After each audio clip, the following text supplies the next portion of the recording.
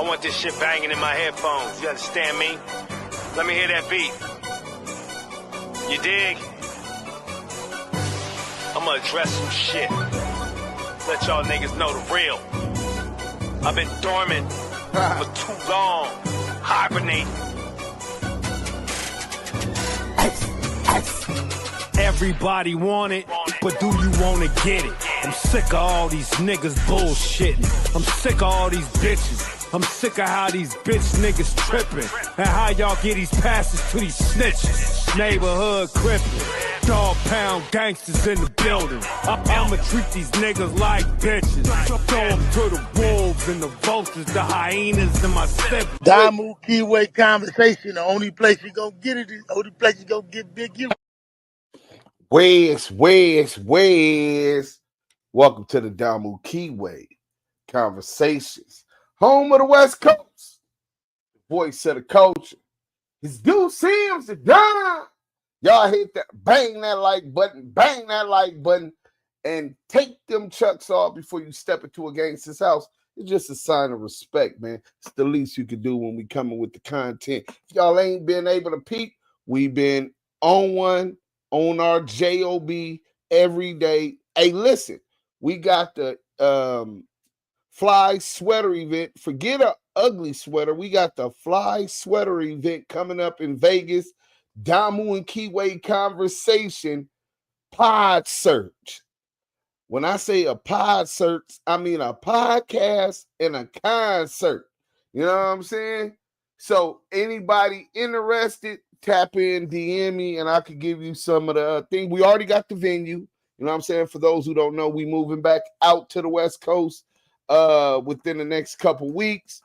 When we get out there, we will lock in which date it's going to be, and it'll probably be like the middle of December or right before Christmas. Hit that like button, though. You know what I'm saying? Lou from the Lou, what up? Southern Force, what up, bro? Let me get this to Southern Force, man. Salute to all of y'all. Renegade Duchess, Slime TV, Slime Ball TV, with your old looking ass. You know what I'm saying? Your old looking ass. Renegade Duchess here. Nino Black, salute. Mop Whack TV, salute to you too. Nino Black, what's good, Mike B? Mike B's in the chat. Raider Q, thanks for that content on Loose Coochie Ashley's brother. Main event, Loose Coochie Ashley brother calling the police on his broad. Nasty work, man. We got the actual video, man. Go check that out. Salute Duke Sims to Don. Salute to the Wrench Gang and the chat family. Salute Drew V. 1810. Duke Sims to Don, the Damu Kiwe fam, and everybody in the chat. Man, salute to the chat. The chat's where it's at. Shout out to the Blue Wrench Mob. Always on their job, but not yesterday. Yesterday, it was only my boy Baby Dig was the only one in the chat. How come Miss Lisa don't got no what you call it? I'm gonna make you a moderator, Julie and Miss Lisa. I don't know why y'all ain't no moderators. What's shaking, everybody? Cooking, but listen, hey, what you over there cooking, girl? Shit. You know, we gets hungry in these parts, you know what I'm saying? We gets hungry in these parts, you know what I'm saying? Salute. Raider Q, Miss Lisa, what's shaking? The Jamaican Biggie. I had to do it, LOL. Okay, so y'all, who ain't June, bro? Salute. So look, man, we ran the content earlier. Let me get to it. Was this WACK100’S plan or a crash out? Blueface goes full gang mode. Baby B Brazy, Devil Blood. So this is what we on today. We finna get to it. Hold on. I'm gonna show y'all how goofy this weirdo is, right? Straight goofball, right? So I got the content from earlier for those who haven't seen it. Y'all can go see it over there, but we finna react to it live. We already did the what you call it. So let's go here. Well, first let me go ahead and make a poll. So let me see this. we're gonna make a poll. Did WACK100 pump Blueface up to start gang war? Y'all tell me what y'all think, man. Did WACK100 pump Blueface up to start the game? Yes, no, maybe. You know what I'm saying? So there go the poll for y'all. And then damn, I still gotta go get the content from earlier. But in any event, y'all make sure y'all bang that like button, subscribe. We already at 9,100 and about 30 views, on the road to 10K views. I need y'all to subscribe. If you ain't subscribed, share and tell a friend. You know they might enjoy this old real shit over here, but I know we kind of like in the minority nowadays as far as, you know what I'm saying, last of a dying breed. We like what they call that ancient artifacts around here. But if you know about ancient artifacts, some of them is priceless. And that so is our honor. We're going to get into this content. Hold on. Free Big U if you didn't know that. You know what I'm saying? And we finna get, hold on, before we start the content, we got more people coming in and we going to run this content, right? Let me see what y'all talk about in this chat, because y'all might be talking shit. I know about y'all in this chat. Y'all ran a lot of people up out of here. All right, so we got Juvie. Let's hit that like button. Right. Exactly. Miss Inglewood Blue, did your power come back on? Deuce. Brother, blessings to the house. Like, share, subscribe. Let's get it, man. We appreciate that. Let's get to it, man. You know what I'm saying? If all of y'all plan for December to come to Vegas for the event, we gonna turn the fuck up. Believe that. And you're gonna have a chance at winning the golden ticket, which is gonna be a raffle, $50 to get in that raffle. So if 100 people get in the raffle, you win, that's 5 bands. If 200 people get in there, that's 10. If 300 people get into it, that's 15. But you can buy more than one ticket. It's got to be a limit. I got to talk with the team on exactly what the limit is going to be, but it will better your chances and your odds. Let's get to it. The only place you gonna get it is the only place you gonna get Big U. Where's? Welcome to the Damu June, what up? Conversation. Mo Hill, what up? The home of the West Coast. Voice of the culture. Duse Sims the dime. And we had to come right back at it like a crack addict with the hot content. We got the content. Smash that like button. Bang that like button. Let's hit that like button, man. Checks off before you enter a gangster's home. Just a little sign of respect, especially to what you finna get. And that's some of the hottest, dopest content on the internet. You know what I'm saying? From the hashtag ETE, Damu and Kiwe conversations. Blueface starting a gang war. Neighborhood Bloods, 20s. Black Peace Stone Nation. Fruittown Brand. And the Playboy Gangster Crip. So I know he didn't diss the Fruittown Brand, but he should be a little bit sharper than that, but he really goofy. You know what I'm saying? I'm going to show y'all how goofy he is at the end of that. And then we also going to get into the opportunity to talk about Braze. I like what Braze said. I like the Braze position. You know what I'm saying? Why this nigga is proclaiming like he gangster when he just get out. You know what I'm saying? So, nigga, you got out on bullshit, nigga. You know what I'm saying? Is you trying to benefit off of a war so that you could get your cell phone? Is that now? It's really worse than that. I was telling y'all about how goofy he was, and I didn't show it earlier because I wanted to show it now. You know what I'm saying? To everybody who came to live, hit that like button. You know what I'm saying? Maybe some of y'all remember this. I'm finna show y'all right now how goofy this nigga really is. He don't even know that he really was in a losing situation, and he out here playing. So with ready for adventure? so let me shut that up real quick, and then we gonna get into this. Soldier Boy pulls up. School Yard. Look on some gangbang shit with Soldier Boy, and then he don't even know what's going on. Where's He pulls you at, up to my hood, bro? He don't know the You difference seen Soldier Boy around here? Pyru and the Soldier Boy. Bread. Huh? Hit that You don't know who that is? Over. All right.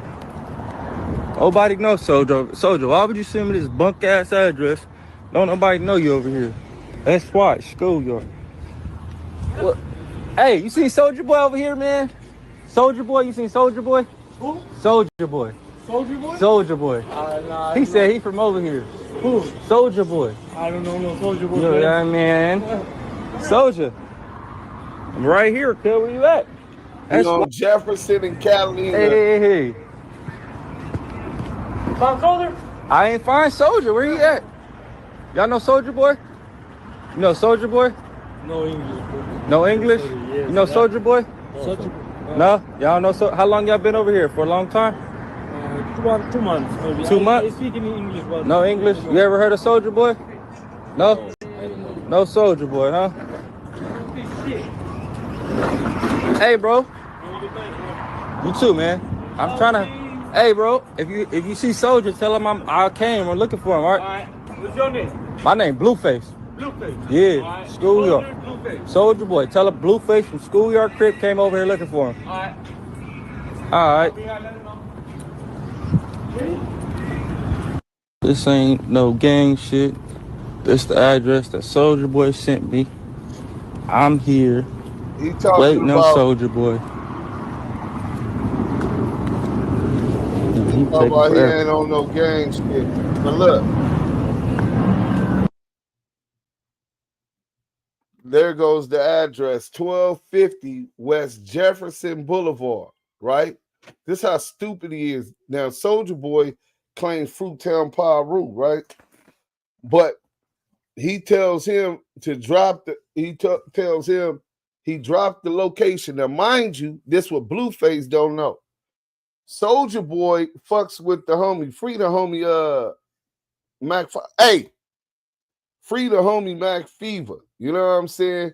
And the crazy thing, Mac 5 ended up going down for getting jiggy on some niggas at the studio. You know what I'm saying? Him and Flo Malcolm. You know what I'm saying? At the studio, the same homie. So the homie told Flo Malcolm, who's claims San Diego 5'9" brim, hey, Soldier, if you really trying to get the fade, pull up over here and we gonna hold you down to make sure you get the fade, right? If the nigga pull up, you get your fade out the way. We ain't gonna let nobody dirt nobody or nothing, right? But if he would have got over there, he would have won. I know how that go. You know what I'm saying? So the homie got, I think he just took 6 years, homie. 6 years. And I probably got the actual receipts. But so the homies is out there waiting. Soldier Boy said he was gonna pull up, right? So this nigga know that Soldier Boy claims Fruittown, but he don't know the difference between Fruittown Pyru and Fruittown Brims. Fruittown Brims, South Central, LA. Fruittown Pyru's in Compton, right? So he doesn't know the difference. He drops the low, and this dumbass nigga pulls up right where he's at on Jefferson, separates the NHB 20s from the Fruittown Brims. He's in 2 blood hoods and shit, bro. Niggas done got chipped on that block. They call that C blank Jefferson when I was growing up. C blank Jefferson. You know what I'm saying? And this nigga pulling up not knowing what's going on. Goofball, right? The homie from 20s and the homie from the hood was waiting for them niggas to come for 2 hours, and them niggas didn't come. So they had, one of them had some pussy and somebody else was going to go do something else. So them niggas all split up. After they split up, 30 minutes later, Blueface showed up. So that's how I go. Let's get back to the content though. Goofball.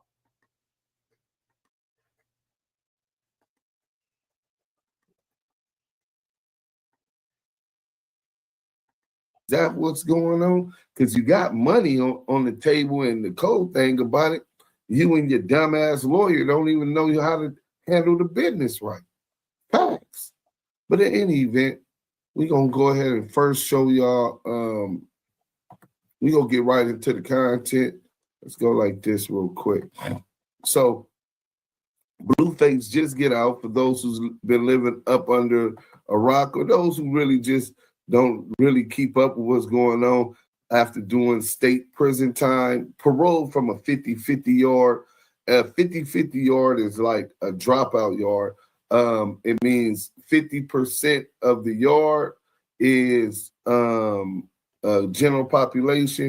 The other 50% of the world of the yard is protective custody, and they mix them together, part of CDCR's interlineation of the state penitentiary, the state prisons, and it's like that everywhere except the level 4s, 180s. They still standing on business. And if you go to one of those 50-50 yards and you bring your paperwork and they know you came from there and you didn't get off within a certain amount of days, most people consider that you're bad and you can't go there either, because you have programmed with protective custody people, chomo, pedos, and rats. Where CS2 back would be at if he was locked up. You want to know why? Let's get into the content. In the BPS Bloods, in the Playboy Crips on a song with DDG, and they got inmates in prison tripping out about it. I'm squabbling a tank twin. Where you from? Because I'm squabbling on stank twanks and pool putts. Oh my goodness, Diddy, you're not finna compare me. They're gonna be like, man, this nigga going crazy. You talking about some valedictorian shit. Say, and this a gang of homies, and say he in there squabbling and this, that. That's what he doing on West Side Lanes. He has to. On F4G, that nigga got to, or I'ma breathe on him. I'm on him regardless, just because this the game. Look, he has to bounce on here and say who he talking about, who he get in with. GM. Blueface gotta bounce on here on Lanes because he just jumped on that live and popped it on some homies and said, and this 20s, this Blackstone, this all that on Lanes, and you came to jail, you went high power gang, and you and went to the pen, you went PC, all type shit. So I seen another person say, hey, where you was at before you went to that yard.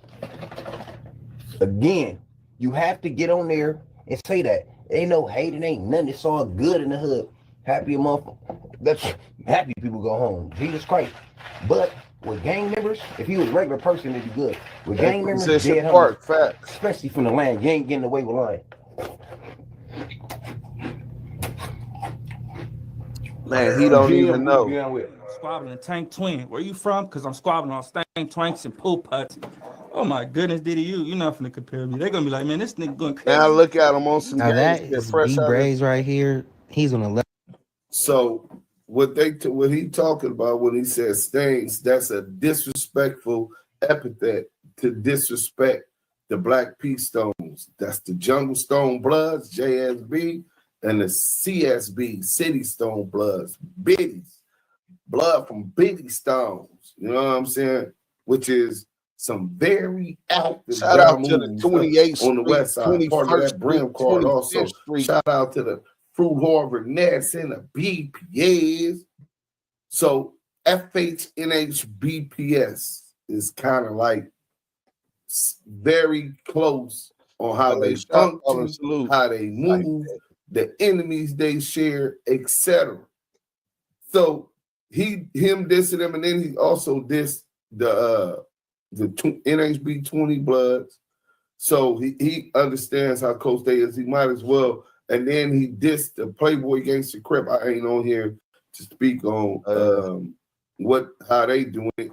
You gonna see old boy reaction Stad or whatever. I thought think he said he didn't bang no more. This shit is as a Crip now that he confusing. wasn't doing it 2025 is tattoos, right? confused gang banging online Jocko on the G, net. what up? So it's not even gang banging. It's confused gang members on the line. This is Level 4 crazy. yard for like a triple murder or double murder on some Hoover members. He is from Denver Lane Bloods. And he not feeling the fact that Blueface was dissing people from 20s, from BPS, you know, homies of his, Bloods. So he calling cap. He saying Blueface is on PC yards. Blueface went high power in the county, meaning he used his celebrity status to go to like not a PC, but like a. He's saying that in the county he went to high power, but we know for a fact that I talked to Blueface the night before he paroled. So that morning he was paroling. I talked to him the night before. He was the homie was I was on the phone with one of the homies. The nigga was not on that, bro. So as soon as he get out of jail, he jump on this coward shit like it's a new agenda, bro. But he definitely paroled from a 50-50 yard. That's a fact. Let's go. A certain level where you have no conflict, where they. He went to high security, they said, in the county. I don't know if this is true. This is what Baby Brazy is saying. And we're going to get into who Baby Brazy is, a little bit more of those who don't know. You know what I'm saying? And it seems like Blueface is trying to start a gang war because now you even got Bloods. Shout out to the Lanes. Shout out to the families. It's the West Side Bloods really function together. See, WACK was never a part of none of that. He wasn't at them tables. Dead homies he wasn't. You know what I'm saying? Go back to the Valley or go to Hollywood or go over in the 60s or something, you know what I'm saying, where they'll keep him in the mix. He was out of the mix. That's why he didn't even know what FHN was when I first met him. But Baby Brazy, like you say, got life, I think, I don't know how much time he got, but a life sentence, allegedly. And he's standing on it because, nigga, this blood. You know what I'm saying? In the county, nigga disrespect some of the homies. Nigga, like, well, nigga, I'm from 20. Nigga, I'm from Blackstone in. Nigga, fuck, nigga, we gotta get in. Nigga, I need that. You know what I'm saying? And that's the press that Baby B Brazy is doing right now on Blueface. And not only just from a gang standpoint, now they're getting to critique his gangsterism as a whole. Hold on. Nigga, you ain't who you got in with. You went to high power. Now I'ma really flame him up because I know one of the homies he got in with, I think there was a reception. A New York homie, the homie Lean Brim, knocked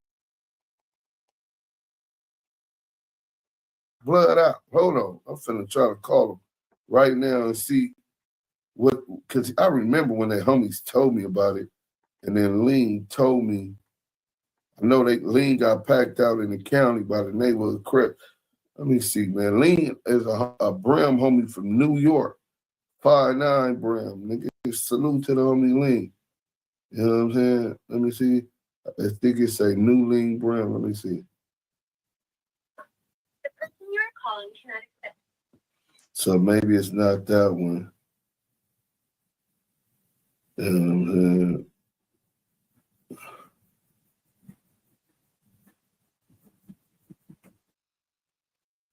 Y'all bear with me. I'll share this. Hold on, let me finish playing this. I'm gonna find his number. Now we're gonna expose you, nigga. Hashtag ETE, nigga. Protect you because you are, you know, important.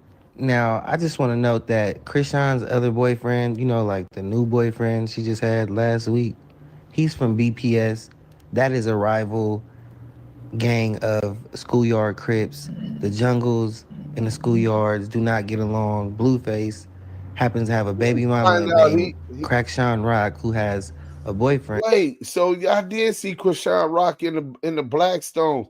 Let me find out that's why he in his feelings and get out dissing the homies, because he in the feelings that one of the Blackstones banging her back in. Nigga, beep, yes!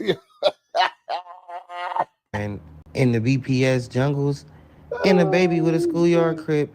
So, you know, that might start a gang war. Now, people are saying B Brazy is mad because Blueface got out of jail and he has life. B Brazy said that's not true. But Blueface is continuing to make them inmates mad even on the streets, man. Y'all like, comment, subscribe. Let me know how y'all feel about this below. Them niggas dissing, they some busters. He said, what funny nigga Chris Tucker? Don't know nigga. So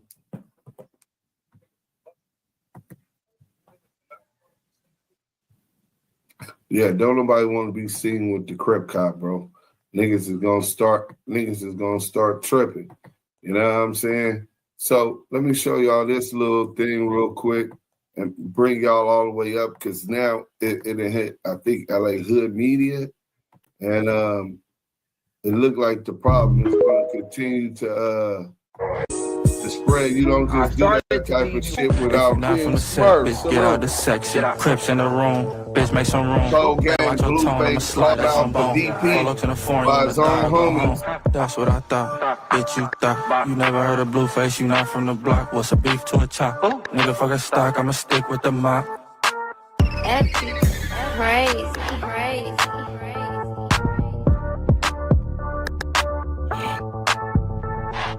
If you not from the set, bitch, get out the section. This is Crips in the on room, bitch, make some room. Better watch your tone, I'ma slide, that's on bone. Follow to the foreign, you wanna die or go home. That's what I thought, bitch, you thought. You never heard of Blueface, you not from the block. What's a beef to a chop? Nigga, fuck a stock, I'ma stick with the mop.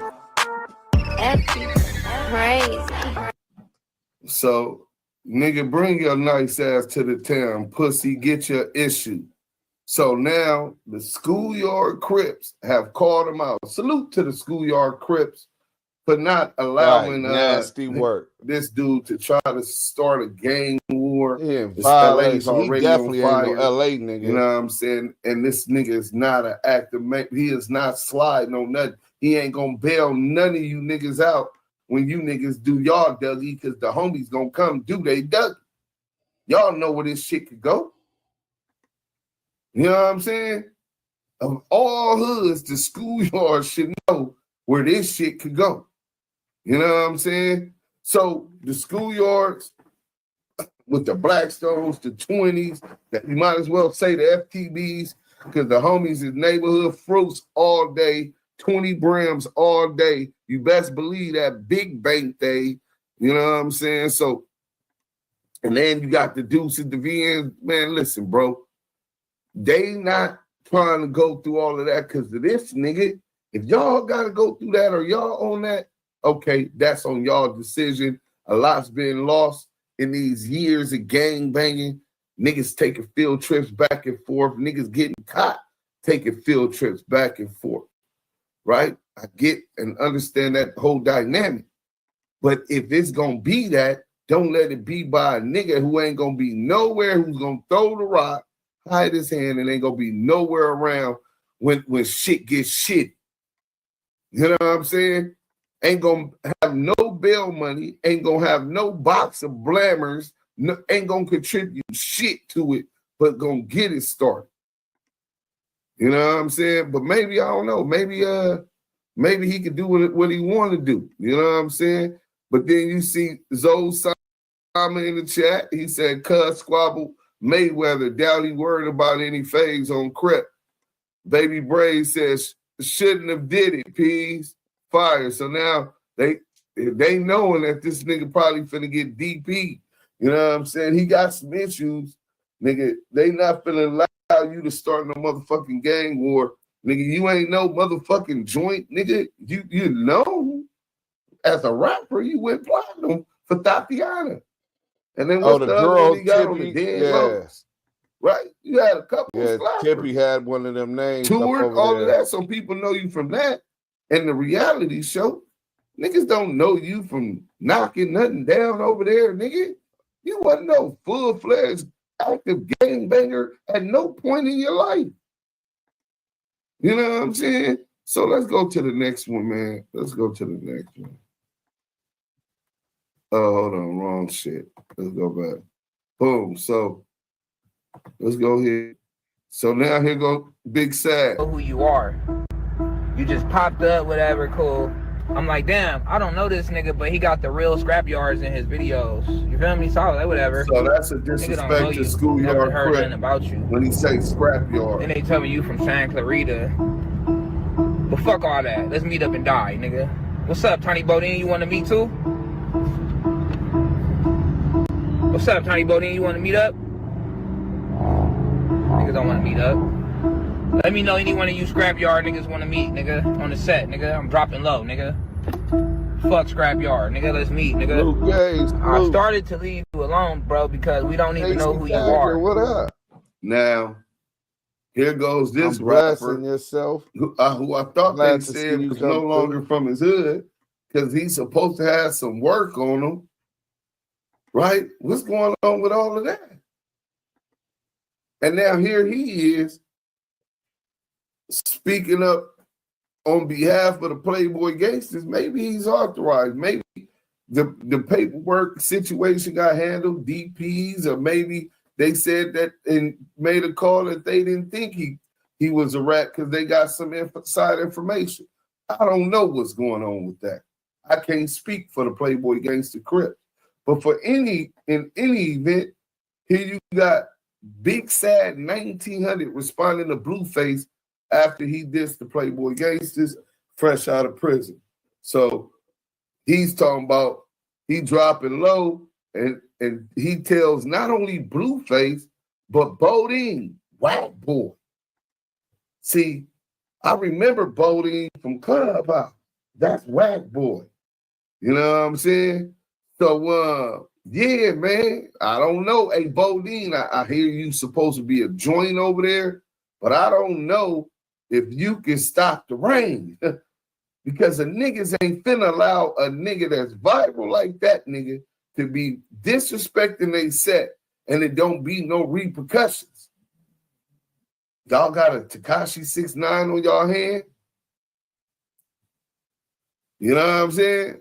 Because I mean, I'm hearing something. I don't know if it's true. Was that essay? Blueface supposed to make statements on the essay that tried saying that he tried to rob him. And he got cracking on him out in Vegas. I ain't seen the work though. But now he's starting the gang war. I don't know. Is y'all working with the federal task force hit that like to button. amp this shit up and put LA on flame more so y'all can get some more indictments? Are the Playboy gangsters under investigation? Is the schoolyards under investigation? Is the Blackstones in the 20s under investigation for RICOs? I don't know. Why would you get out of jail from a 50-50 don't yard get them hoods involved and then do this, and then you got Big Sad 1900. Y'all tell me in the chat, is Big Sad a rat? Is Big Sad still good in his hood? And is he authorized to speak up on the Playboy gangsters and for the Playboy gangsters, or is he just speaking for himself? Y'all let me know because I might not be up on it like y'all is. Let's go. So then you got Petty P, Big Sad responds to Blueface after he dissed his section fresh out of prison. And then you got Krishan Rock eating licking toes. Here go Baby Brazy again.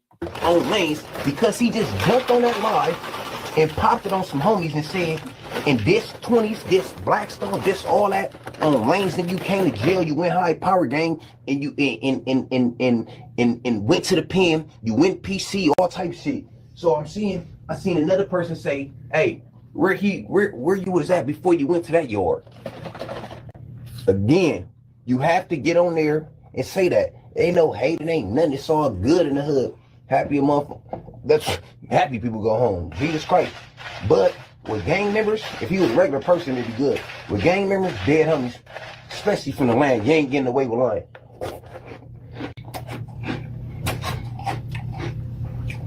GM, who you getting with? I hit the homies from Blackstone, and I'm here with plenty of them, and they say, GM, Blueface gotta bounce on here. First day in, I'm squabbling a Tank Twin. Where you from? Yeah, And we fucking up the streets, yeah, no construction. Make these hoes late, cause I'ma stick to money. On face shots, yeah, boy, that's where we aiming. Loud mouth fast, nigga should've bought mother. Bitch don't like rabbits, but her wrist don't care. Now you know where I'm from. Shit get ugly in seconds. Hundreds on hundreds, that be stuffed in my pocket. Boy, you better quit playing, we gon' come through and shred school. If you not from the set, bitch, get out the section. Crips in the room, bitch, make some room. So we gonna go ahead and get into, I'm gonna find that other video. We gonna get into who Baby B Brazy is. Y'all hit that like button if y'all ain't already did it. Sub if you ain't already did that. Now we finna get straight to it. We gonna get into Baby B Brazy, and then I'm gonna end it and tell y'all why this nigga is a goofy. You know what I'm saying? The blood who got put on by his mom. I told y'all this is like a rite of passage in our shit. 50-something years of legacy. Shout out to the LA Lane. Cold out in Mira, quiet enough to hear the hum of streetlights before everything broke loose. 1 second it was car engines and chatter. The next, it was screams and gunfire cutting through the dark.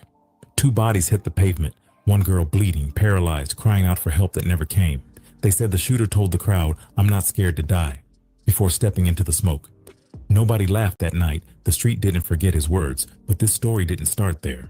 Long before that gunfire, he was just a kid from 109th Street, a blood raised by a blood, and the hood already had plans for him. DeAndre L. Bonner came into the world on February 15, 1991, right in the middle of South Central Los Angeles, where gang politics were as normal as Sunday dinners.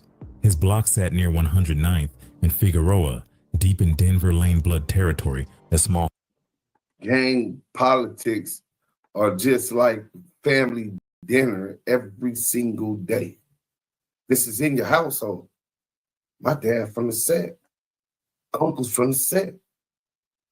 It's different, bro. You know what I'm saying? Your Mr. Nonchalant, you already know. You look up to your dad, you're going to end up seeing about what being a fireman is about, and you might like and aspire to be just like your daddy. Stretch of streets that had seen generations live and die just like over red flags and pride. The people around him didn't talk about escaping the hood. They talked about surviving inside it. By the time he could ride a bike, he already knew which corners belonged to who and which colors could get you pressed. There was never a man at home to teach him how to be one. Only older homies and a mother who already knew what gang life looked like. His mom wasn't a stranger to that world. Also, to all the parents that's in the land, that'd be the family tree. Facts. If you, as a father, specifically the fathers, if you don't teach your son how to be a man inside that household, the streets is going to teach him how to be a man on them streets. If you don't teach your kid and you're not there for your kids like me, like the mistake I made, not being there for my son. Thank God he didn't become a gangbanger, that he didn't start selling drugs or any other criminal behavior. Good kid. I'm fortunate. Thanks to my baby mama. Salute to my ex-wife, Keisha. But if you don't teach your son how to be a man in the household, then the streets are going to be the ones that teach him what being a man is. People said she was respected, connected, maybe even a little feared. She wasn't just watching her son grow up in it. She was part of it. In their neighborhood, the line between family and gang blurred so much that it disappeared. When people said family, sometimes they meant the set. By the time DeAndre turned 12, the Denver Lanes were already family to him. Older members saw something in the skinny kid who didn't talk much but always paid attention. He didn't need to be told the rules because he'd been soaking them up his whole life. When he got put on, it wasn't some quiet thing. It happened right there in the backyard, surrounded by men who had already earned their names in the streets. His mom stood there too, watching, nodding her head while her son took punches that would have broken other kids. She didn't stop it. She approved it. That day, the streets took him fully. Getting put on by your mom is rare, even in LA gang culture. Most mothers cry and beg their sons to stay out of it. But DeAndre's mom believed it was better he belonged somewhere than walk around as a target with no backing. She wanted him protected, even if that protection came with a price. After that day, he wasn't just DeAndre anymore. He was Lil Active, the little homie who stayed ready, who never backed down. Yeah, the who homegirls earned his from respect Swines fast. told me they know The her. Denver Lane Bloods weren't a massive set, but they were Shout out, old, hot girl, solid, hot. and surrounded by enemies. Their main beef was with the Hoovers, a feud older than most of the kids fighting in it. Every corner of 109th carried history. Every block had a story of someone lost. To DeAndre, that wasn't fear. It was motivation. Being from DLB meant he carried weight, and at 12 years old, he wanted that more than anything. He started hanging around the older homies, running small errands, keeping lookout, learning the rhythm of the hood. It wasn't about money yet. It was about proving yourself. He watched how older gangsters carried themselves, how they spoke, how they moved when police rolled up, how they never looked nervous. He learned quick that silence could save your life, and that being too loud could take it. People in the neighborhood started noticing how serious the kid was. He didn't smile much, didn't brag, didn't front. Some said he was just quiet. Others said he was already thinking like a soldier. Around that time, someone gave him a small pistol just to hold, telling him he might need it someday. He took it like it was a trophy, not realizing it was the first step toward a life he wouldn't be able to leave behind. Home wasn't peaceful either. His mom did what she could, but their world revolved around the hood. Friends came and went, some to jail, some to graves. Every candlelight memorial on the block was a lesson. DeAndre grew up knowing exactly what could happen, but he still leaned in closer instead of stepping back. In neighborhoods like that, walking away sometimes looked weaker than dying for respect. By the time he got to middle school, he already understood gang politics better than adults did. He knew who the Hoovers were, knew which streets to avoid, and which corners you could post on without catching heat. His name started floating around because he moved like someone older.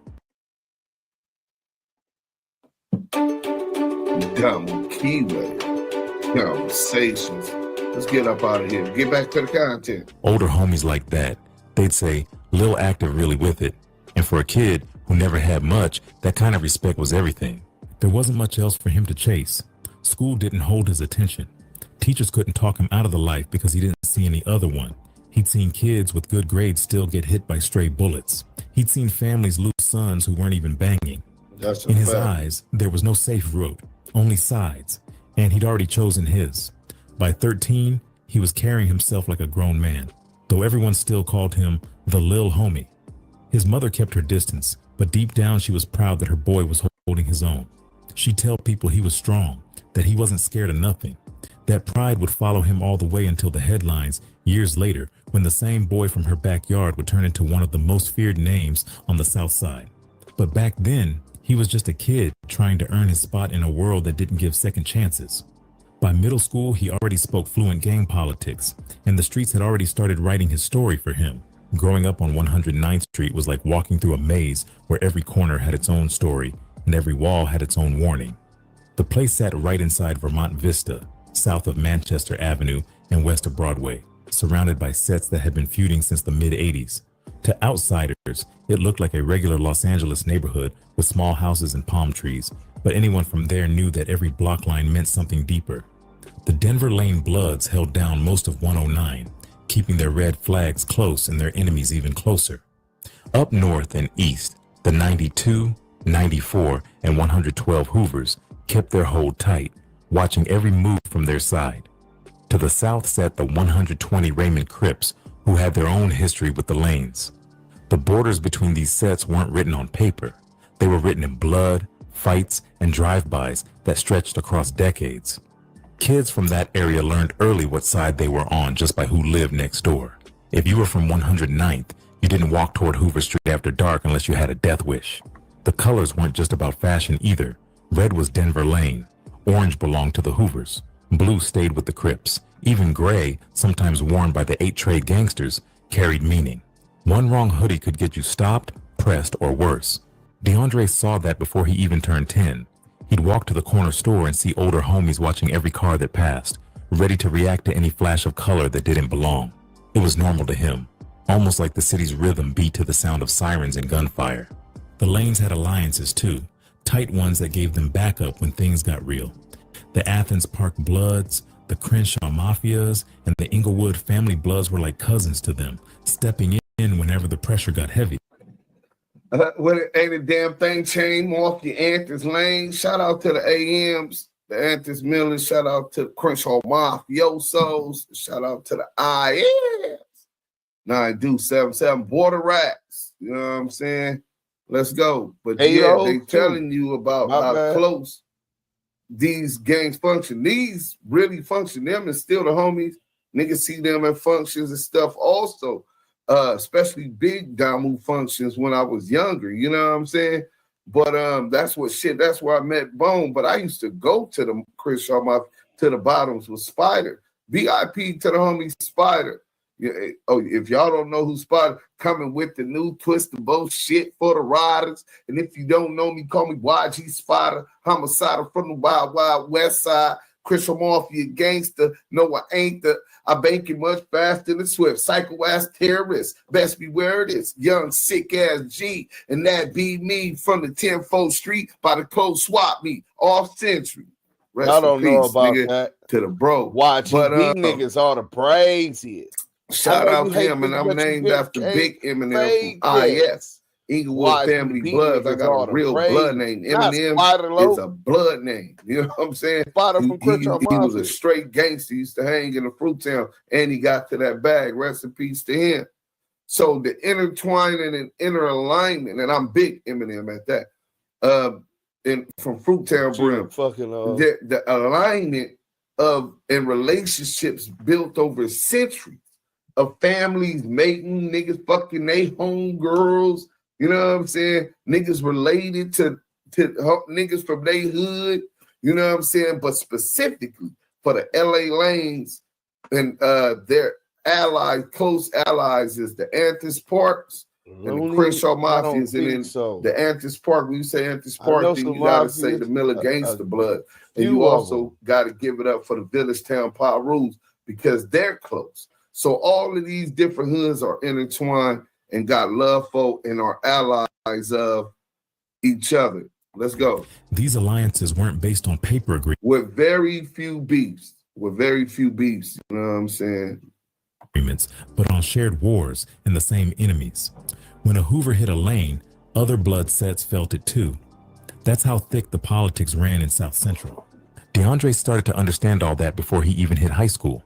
He'd see RIP shirts getting printed at the swap meet for boys who weren't much older than him. Here's how to get high when you're not 22 anymore. Let's be real. The days of sketchy dealers hit that like button. Bang past that candlelight vigils at night, hearing mothers cry for sons who never made it past 17. Sometimes those same mothers would come out the next morning, sweeping bullet casings off the sidewalk like it was just another day. Can y'all imagine that pain? I was just talking to somebody about that. Big tiny drawers or scammers. I was talking to scammers. And one of the people you know, who her son might not have even been a gangbanger. They don't. You know what I'm saying? But you grew up with her son. And she knows that you're a gangbanger. And this kid walks to the store and he loses his life because a rival gang of Eminem slid through looking for members of the Fruit Town Brims, and instead of shooting the Fruit Town Brim, they shot any little young kid that looked like he could be from over there. And I almost lost my life like that. I didn't want to gangbang. I didn't want to get, man, my mama moved to Inglewood, then Gardena, about the hood, trying to keep us away from the gang. Nigga, I was competing in spelling bees and got offered courses at Cal State Dominguez University while I was in the 7th grade. I didn't want to gangbang. And some Crips, allegedly, some Crips tried to knock us down, unloading 52 shots. And missed. I was never a gang member at that time, but that night I picked up my red flag and I start banging this Brim shit. So the Crips put me on Brim, Fruit Town Brim. You know what I'm saying? Because I wasn't finna be the victim. And to be at the funeral and that kid mom who didn't gangbang is crying and wailing, and she's saying, just promise me I ain't gonna be the only one crying. We're gonna get to it. Let's go. That was the reality of 109th. The violence wasn't just on the news, it was on the same block where he played football as a kid. It was around this time that DeAndre started hanging closer with older figures from the set, watching how they handled street politics. They called him Lil Active, but he moved with the awareness of someone twice his age. He knew which streets belonged to who, where the Hoovers hung out, and which alleys were safe to cut through. He wasn't scared to cross lines, but he was smart enough to read the room before stepping in. Every night, the sound of helicopters circling above made sleep feel temporary. The cops were always in the area, running raids, chasing cars, breaking up crowds. The LAPD and Sheriff's Department had their own zones of control too, and sometimes that made things worse. The more they cracked down, the more the sets tried to hold their ground. Go, man. DeAndre's generation was growing up in a city where being calm looked weak, and being fearless got you noticed. By the time he reached his early teens, he'd already seen more death than most grown men. A friend from down the street got caught in a crossfire outside a liquor store, and that stuck with him. It didn't make him want to run from the life. It made him lean into it. Every time a Denver lane got hit, he took it personal. Every time a Hoover bragged online, he felt it was aimed at him. Life on 109 wasn't about finding peace. It was about making your name mean something before someone took it away. To DeAndre, the street wasn't a choice. Making your name mean something before they take it away. Meaning you get killed or you get life in jail and that name be taken away. Trying to leave your mark because you anticipate death because you're surrounded by it. You realize that this is real, that you could die any day. You could get life any day. And this is what a lot of young kids are struggling with in the inner cities of Los Angeles. Shout out Inglewood, Watts, Compton, Long Beach, you know what I'm saying?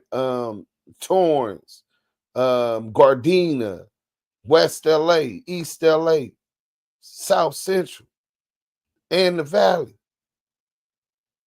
But it's real hectic over there, and y'all gonna hear more about it. It was the only language he knew. You didn't choose sides here, you inherited them. In the mid-90s, before DeAndre's name ever hit the streets, there was another name ringing through Denver Lane territory, Bruce B. Brazy, Parrish Jr. He was one of the original faces of the Damu Riders movement, a group of blood rappers who put their stories into music while the Crips had... Rest in peace to my nigga Brazy days. I knew Braze.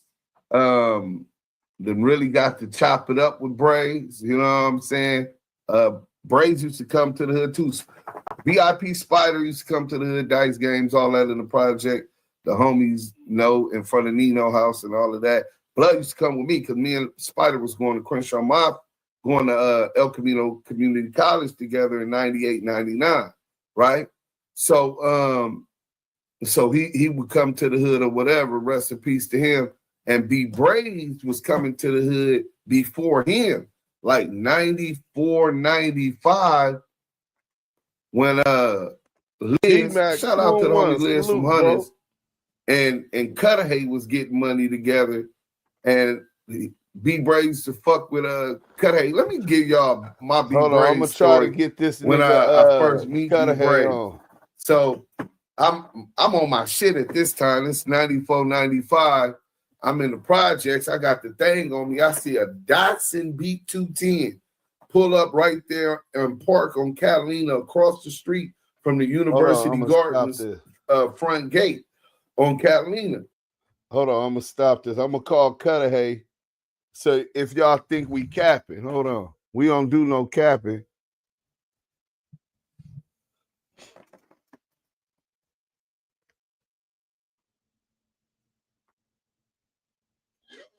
What's up? What's up with you, brother? How you doing, brother? God bless you, brother.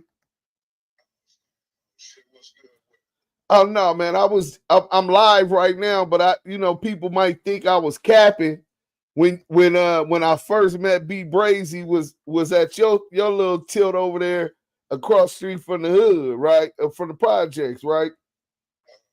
He used to come over there and fuck with your boy. What was your boy name? From Lanes? Liz, right? Right. Yeah, you remember him coming over there a couple times? Yeah, yeah. Yeah. And all right, and who was the first artist you ever signed?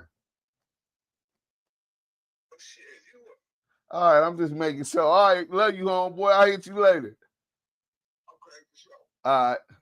Yeah, that's the G homeboy cutter. Hey, man, KD. I told y'all it's no cap, bro. Oh, he, you know what I'm saying, was always getting to the money. He with the bullshit, too. He'll get with it. He far from a buster. So is the story true about him getting hit by the Hoovers, getting airlifted? I don't know if he got airlifted, but I think that they did bust on him. They jumped on him and bust on him. Oh, okay, growing up here was a war zone, especially that's what I'm hearing.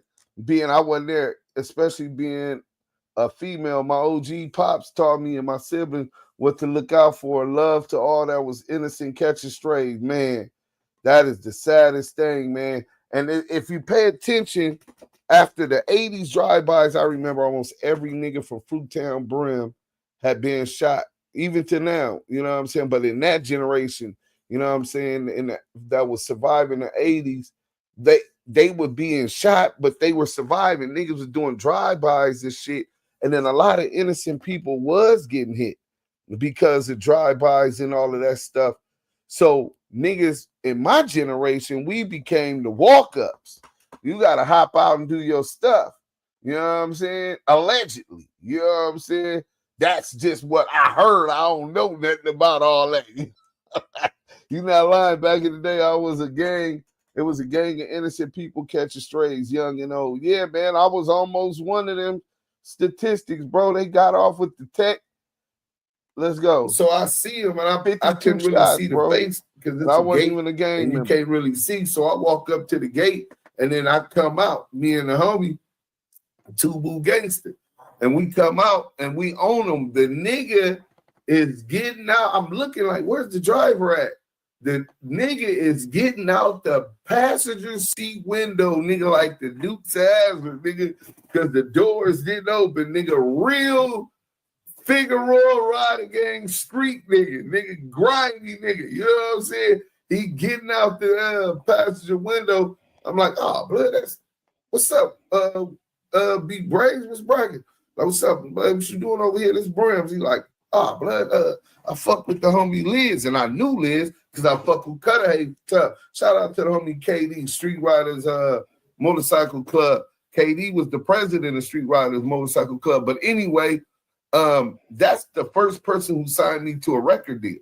You know what I'm saying? No Cutter cap, KD. bro. So I knew Liz, and I knew he was going there. So they went up in there, and they making their money, playing the game or whatever. And then last time I talked to Brazy was I was in the county. So 1999, one of his relatives, where he said it was his relative, was in the county with me, dark skin, stocky nigga, real quiet. It was his first time in the county. It was me, Baby Snake from 20s, and I don't remember who else was with us, but the homie from Lanes was there. And I was like, yeah, blood, what's up with Brazy? And he was like, oh, blood, that's my relative. And he called him, and Brazy was like, yeah, blood, my relative. Hey, this is first time in the bounty. Look out for him. I said, on B gang, ain't no look out for. Nigga, ain't nothing finna happen to blood. As long as he willing to take his phase, nigga, blood ain't finna get done without me getting done with him. You know what I'm saying? And he was like, for sure that. But we had baby Snake from NHB, a cold lefty with knockout. We was smooth, but niggas wasn't even tripping off that. Baby Drac from Baby Drac, Lowlife from Rock Crip was in there with me, and Al dead homies. Not so Al I first met them, and so we left that module and went to the 2600 day room where we ended up kicking off 2600 rides, stabbing up the essay. That was legendary. But back to what I was saying, that was my B Brazy story. That's the last time I talked to him, and that was the first time I met him. Let's go. Snoop and C Murder repping their side. B Brazy was young, flashy, and proud of being from Denver Lane. His songs mixed neighborhood pride with real-life pain, and his charisma made him a legend among blood sets across Los Angeles. The Damu Riders era gave the Bloods a voice during a time when Crip culture dominated hip-hop. Their music videos showed faces people recognized from the block, not polished studio stars. For the Denver Lanes, B Brazy was more than a rapper. He was proof that someone from the red side could make it big without switching up. Kids on 109th looked up to him like he was family, and young DeAndre was one of them. Then came 2003, when the news hit that Bruce Parrish Jr. had been shot and killed. It happened after an argument that turned deadly in Inglewood. The man who made Damu Riders a street anthem was gone before he hit 30. For the Denver Lanes, it felt like losing a general. For DeAndre, barely 12, it was personal. He took it as a message that the name Brazy wasn't supposed to die with the man who carried it. In the years after, DeAndre started calling himself Baby B Brazy, a move that raised eyebrows even among older homies. It was a big name to carry, especially from someone who hadn't even hit 20 yet, but he said it was out of respect, not ego. To him, it was about keeping the energy alive. He didn't want to copy B Brazy's music style. He wanted to live up to the same loyalty that made people love him. Older members started taking him more seriously around that time. One OG, known around the set as Big Red, started mentoring him. Big Red had done years in prison and understood how to move without getting caught slipping. He taught DeAndre the rules of work, how to plan, when to speak, when to fall back. It wasn't about being wild, it was about being strategic. He told him that real soldiers didn't brag, they let the streets talk for them. Under Big Red's wing, DeAndre learned how reputation spreads faster than rumors. One good move could make your name, and one bad one could ruin it forever. He watched how Big Red handled neighborhood meetings, how he talked to allies from Athens Park, and how he moved carefully around Hoover lines. Those lessons shaped him more than any classroom could. Taking the Brazy name wasn't just about legacy, it came with enemies too. Old rivalries that started before DeAndre was even born came alive again just from him saying that name. The Hoovers had hated B Brazy, and now the kid from 109 who carried that same title became the new target. It didn't scare him, it motivated him. Every time he heard a Hoover name, it hit like a personal challenge. By 17, he was no longer Lil Active. He was Baby B Brazy, a name that carried weight in South Central conversations. People started talking about him like he was next up, not in music, but in the streets. His name showed up on social media posts, tagged in photos where red flags waved behind stolen cars. Cops began recognizing the face too, adding his name to gang databases before he could even legally drink. Well, where we come from, you it's very weird that you add you ain't on gang files before you could drink, before you're 18, bro. Like a late bloomer, if you're 16, 15, 16 is probably average, right?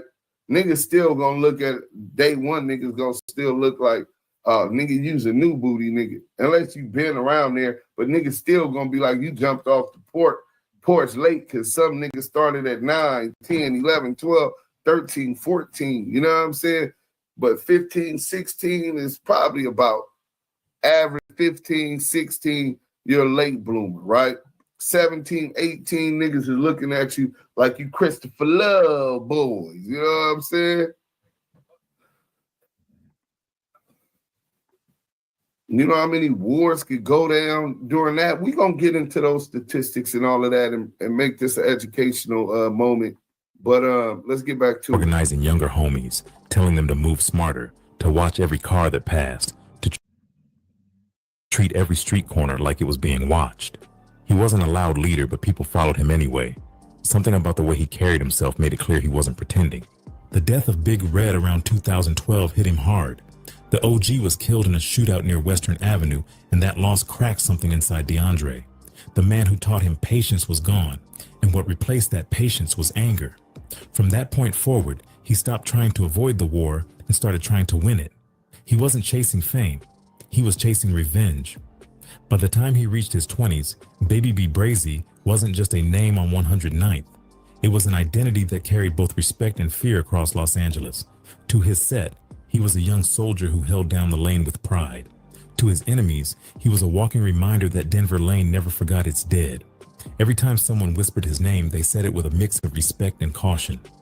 What started as a tribute had now become a mission. The name Brazy wasn't just a nickname anymore. It had turned into a prophecy, one that would follow him everywhere, from the streets of South Central to the stories that would later make him infamous. He didn't know it yet, but that same name that earned him respect on 109th would also drag him into the kind of violence that only ends two ways, in a cell or a coffin. The story between the Denver Lane Bloods and the Hoovers didn't start with Baby B Brazy. That tension had been boiling for decades, stretching back to when the Hoovers were still flying blue and calling themselves the Hoover Crips. Back in the mid-'80s, something split that bond wide open. The Hoovers broke away from the Crips and started calling themselves Hoover criminals instead, building their own code and claiming independence from the rest of the Crip structure. It wasn't just a name change. It was a power move that changed the streets of South Central forever. When the Hoovers dropped the Crip title, they didn't lose the street mentality that came with it. They just took it and rebuilt it into something even colder. Their main territory stretched through the heart of Los Angeles, from 43rd all the way up through 112th Street. They ran block by block, and anyone not part of that world was seen as competition. The Hoovers stood out because... So let me clarify this for all of you non-affiliates. The 5 Duse Hoover Crips are still Hoover Gangster Crips, right? They represent and ride with the rest of the Hoover identity first and foremost, but they still hold on to the Crip title. Now, the rest of the Hoovers that's still around, ain't no more Fortray Hoovers. That's Dark Side 40 Hood now. Used to be Fruittown Brim Hood, right? Now you got some old niggas that I done met for Fortray Hoover when I was growing up. Old pimp niggas and all kind of shit, right? But that's not their territory. In LA, these gangs really have and control different territories. So now you go to the 5 9s, to 7 4s, 8 trays, 9 Deuce, 9 foes, 107s, the Salos, and 11 Dulos, right? Hartown Hoovers, Long Beach Hoovers, they got Hoovers all over. Them niggas is turned, they wild, etc. But in any event, all of them are criminals except for the 5 Deuces. You know what I'm saying? Who were criminals, which, like he said, there came a point where the Hoovers was so vicious and so deep that they were like, fuck that. We Crip killer, CK. We blood killer, BK. We O killer, that's 6 O's, 4 O's, 3 O's, Rollin 100’s, right? They're killer. All of these other gangs is supposed to be them against the world. You know what I'm saying? Even though some other hoods of late have alliances with them. You know what I'm saying? But let's get back to it. Because they didn't see themselves as just another Crip set anymore. They were something different, something darker, something that wanted total control. The Denver Lanes had been holding their corner of Vermont Vista long before the Hoovers rebranded, and that overlap on 109th was where the bloodshed began. The Lanes had been repping red proudly, standing shoulder to shoulder with other blood sets like the Athens Parks and the Crenshaw Mafias. To the Hoovers, that was a problem. Every inch of territory meant money, respect, and dominance. The streets between 108th and 112th turned into invisible battlefields. A simple drive through the wrong block could be a death sentence. So when they said these blocks turned to actual battlefields, like I was talking about going to the store to get some milk for your cereal and a kid losing his life. You know what I'm saying? See, on the back, you can even argue that on a battlefield, he was holding because you know you're in a war zone and you're equipped with chopsticks and rocket propelled grenades, and you got air support to show you schematics and the landscape of possible attackers moving ahead of you. All you got is your brothers in your community and those that joined in alliance with you to protect that community from those who want to unalive non-affiliates just because they live in that community. You know what I'm saying? So it's dangerous. And then you can't carry legally. You can't carry guns. You know what I'm saying? All I really wanted to do was to protect myself and not be a victim. And when people was playing with AKs and Tech 9s and AR-15s, it's either kill or be killed. Live by the gun, die by the gun. Or just remain a victim. Let's go. A series of shootings kicked off a chain reaction that would last years. One of the biggest pushbacks happened near 111th Place when Hoover members ran into a group of Denver lanes outside a liquor store. Words got thrown, someone reached, and by the time police arrived, there were bodies on the ground. Nobody talked, nobody testified. Both sides blamed each other, and the cycle just got worse. That was how South Central worked. Every death brought another one. Every funeral turned into a reason to retaliate. For kids like DeAndre, those stories weren't just old history. They were lessons. The older homies would sit around, telling war stories about who got hit and where it happened. They named names like trophies, speaking about fallen lanes who had died fighting Hoovers. It made the conflict sound like a duty, not a tragedy. Every young blood in that neighborhood. A duty, not a tragedy. Listen to the words that he used, and this is why I did that. Painting the picture, your duty, you're a soldier. The militant mind is really life or death. Now, y'all might look, oh, it ain't that, because you ain't lived that. You haven't experienced that. But for those growing up in South Central, they have. That's why South Central, Watts, Compton, West LA, Inglewood, it's different, bro. Neighborhood grew up knowing at least one relative, one friend, or one neighbor who got killed by a Hoover. That pain got passed down like a family heirloom. The HK tag started showing up on walls and tattoos everywhere. It stood for Hoover Killer, a statement that didn't need much explaining. It wasn't just a phrase, it was a badge of honor in that part of town. Having those two letters beside your name meant you were part of the war, not just watching it.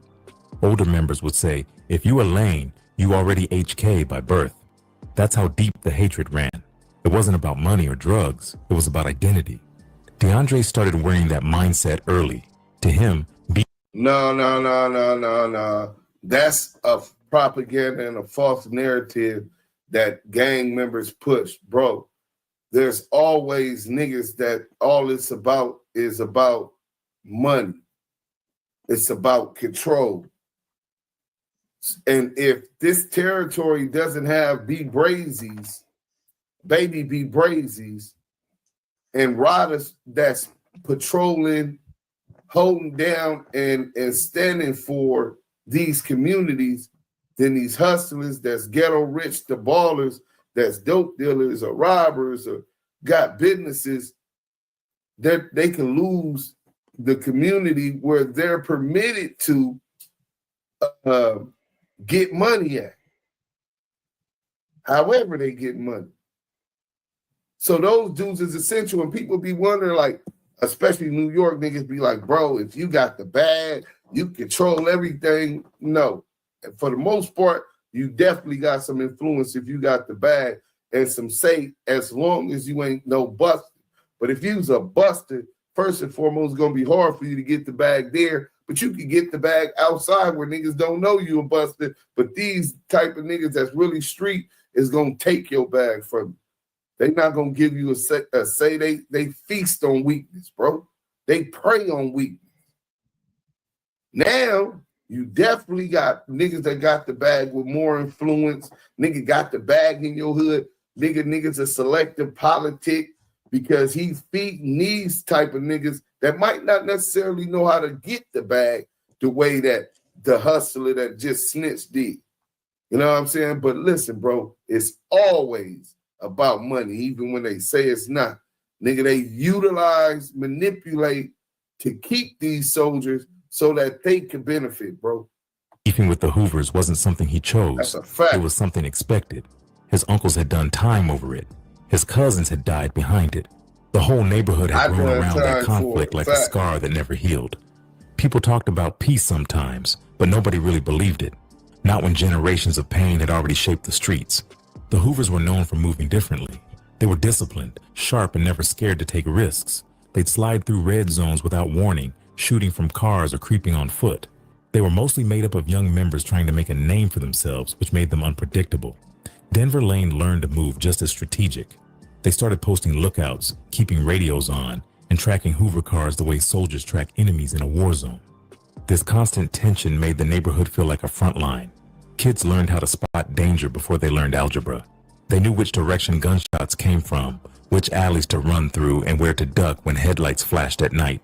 The city might have called them gang members, but to them, it was survival. Every corner held a story of revenge, and every story fed the next one. DeAndre saw it all play out before his eyes.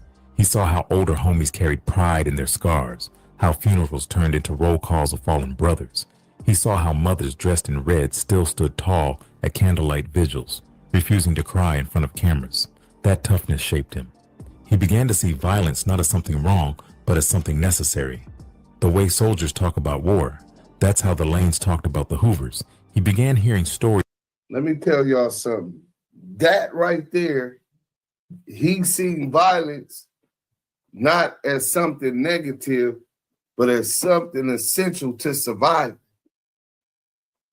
Because we come from trauma, and you grow into this, what you call it, where you know family members, friends, all of them, all kind of people in your community that have lost their life to the so-called oppositions, right? And when you talking about survival, fuck the motherfucking law. They don't give a fuck or ain't here to protect motherfuckers from getting chopped up. In fact, they happy that more niggas is dying. A lot of them LAPD officers and sheriff officers that they sick on our community are totally ignorant of the people never been a part of and don't come from our community. And besides that, their loyalty is to the blue wall, that shield, that badge.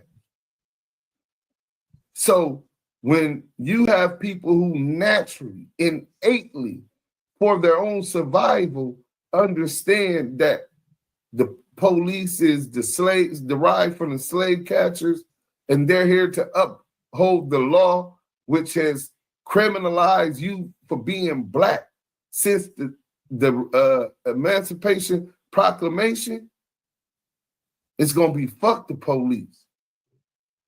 And that's the reason why right now, all of these organizations, these tribes, these villages that they label gangs are being targeted for RICO.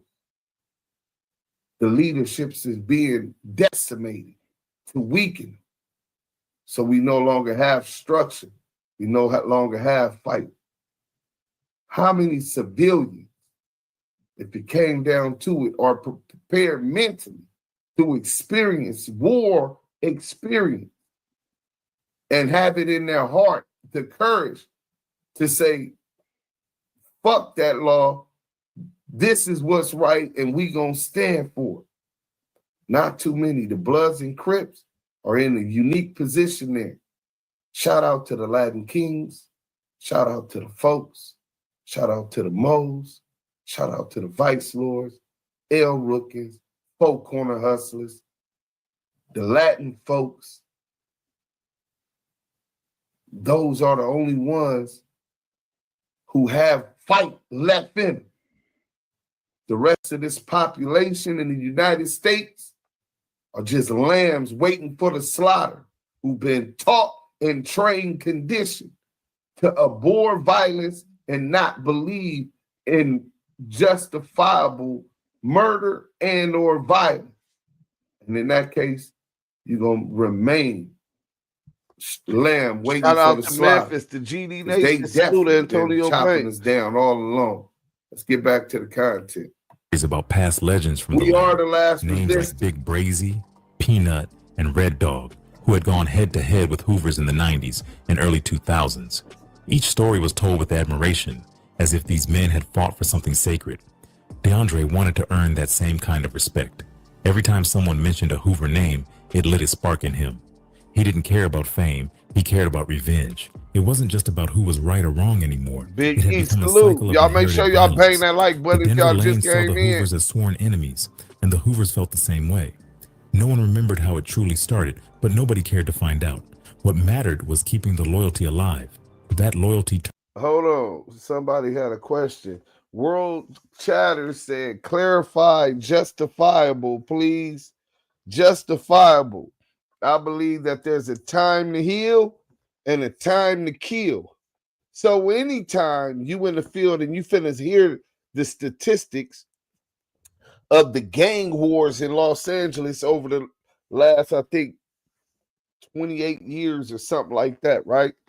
And you're going to hear those statistics. So whenever there's a declaration of war and you sign up to be a soldier and you have attempted to take lives or took lives, and some of your friends have lives have been taken from the same people who declared war against you, who's attempted to take your life. If anything goes, all of that, I truly believe you know what you signed up for. You got that coming. Those innocent, get your man though.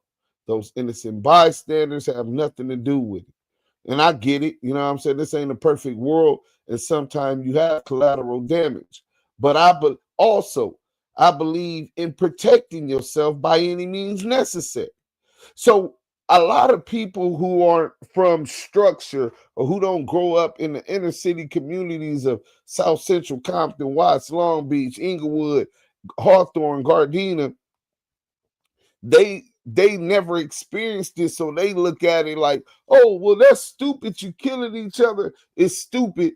I wonder, I wish I could have you walk in my chucks at 13 and 14 years old and some Crips, one of the biggest Crip sets in LA, see you walking with two females to go get a blunt because you trying to fuck up on them, and you're 14 years old.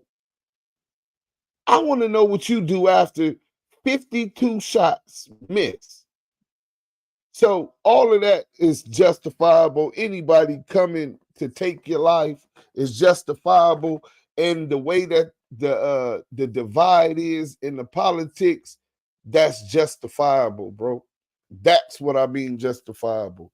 You know what I'm saying? And when it's on, it's on. Same thing with these pigs. You know what I'm saying? When these pigs unalive our people, I mean, listen, bro, they working for the government. They're proxies of the government. And we just continue to allow them to unalive our people. I believe at that point, you niggas is pussy.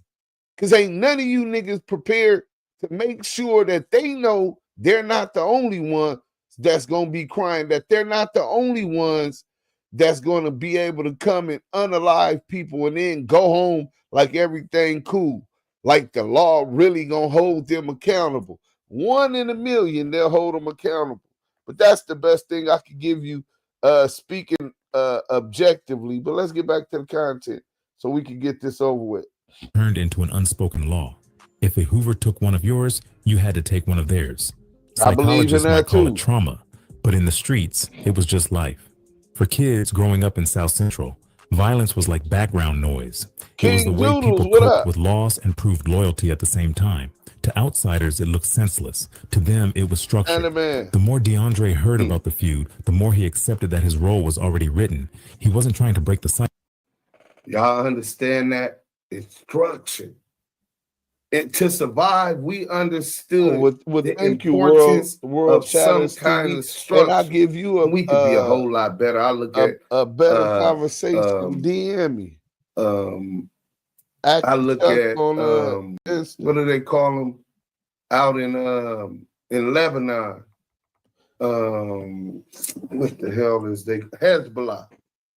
And see their structure, their financial wing working independently from their military wing working independent from their charitable wing, which works and builds relationships in the community with the people to understand the problems that they're dealing with. And they come up with solutions working interdependently.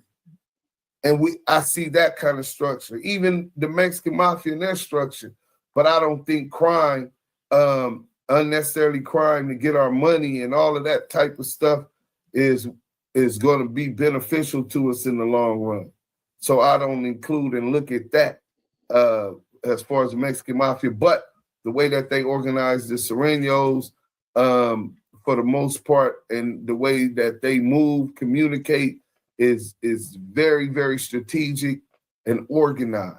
We lack as much organizational skills as Bloods and Crips in California. It's just, we just been through more wars with more battle trained, right, than per se the average essay.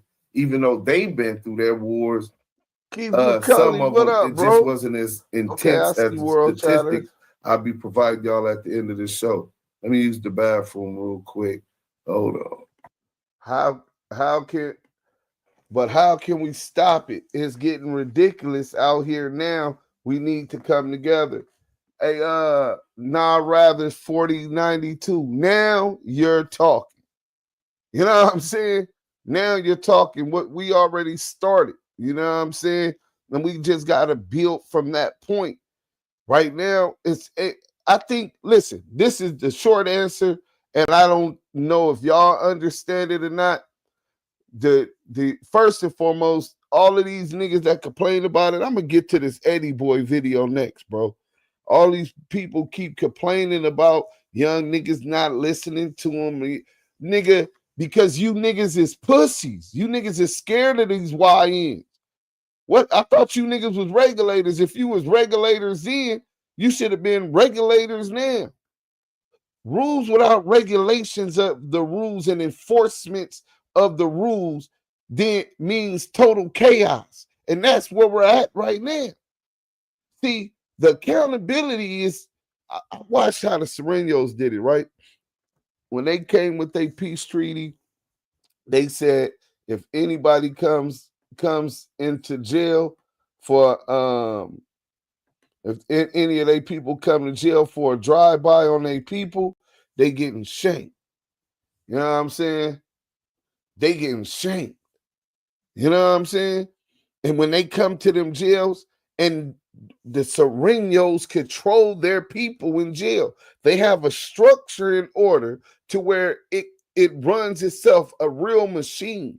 So say every Sureño gang there is going to check in. They have their hierarchy, and they're checking people's name. Hey, sign this birthday card, right? Checking names, running your name, seeing what you in jail for. And each dorm and each unit, motherfuckers is going to see what you up in here for, what you doing. And if your hood got green light because y'all done did some shit like that, every gang comes against you and puts in work on you. They jump you. Some of them, you can't even walk the main line because it got so bad with your hood because they didn't pay taxes or whatever it was. Now, I'm not talking about taxing the gangs in the community, even though finances and economic empowerment is the foundation and has to be built on. Nothing moves without the money, right? But even more than that, I think that's what needs to happen. Every organization, and they have selective politicking, but that's what we got to do. So say the 6-0s and the Brims had a and somebody broke and thought they were bigger than the program and broke whatever ceasefire they got, because most of the dudes is so much trauma and so much pain and decades of losses that most of the organizations don't want peace treaty. They want a ceasefire, right? Where they don't got to be cool, but they don't war.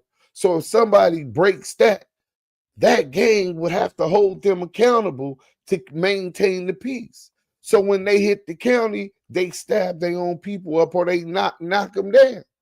It's going to have to be some demonstrations like that. After about 2 years of consistency on that, I guarantee you these YNs is going to get the word of what's going on in there. Niggas that they looked up to that thought they was bigger than the program, that was totally against structure, that thought that fuck that.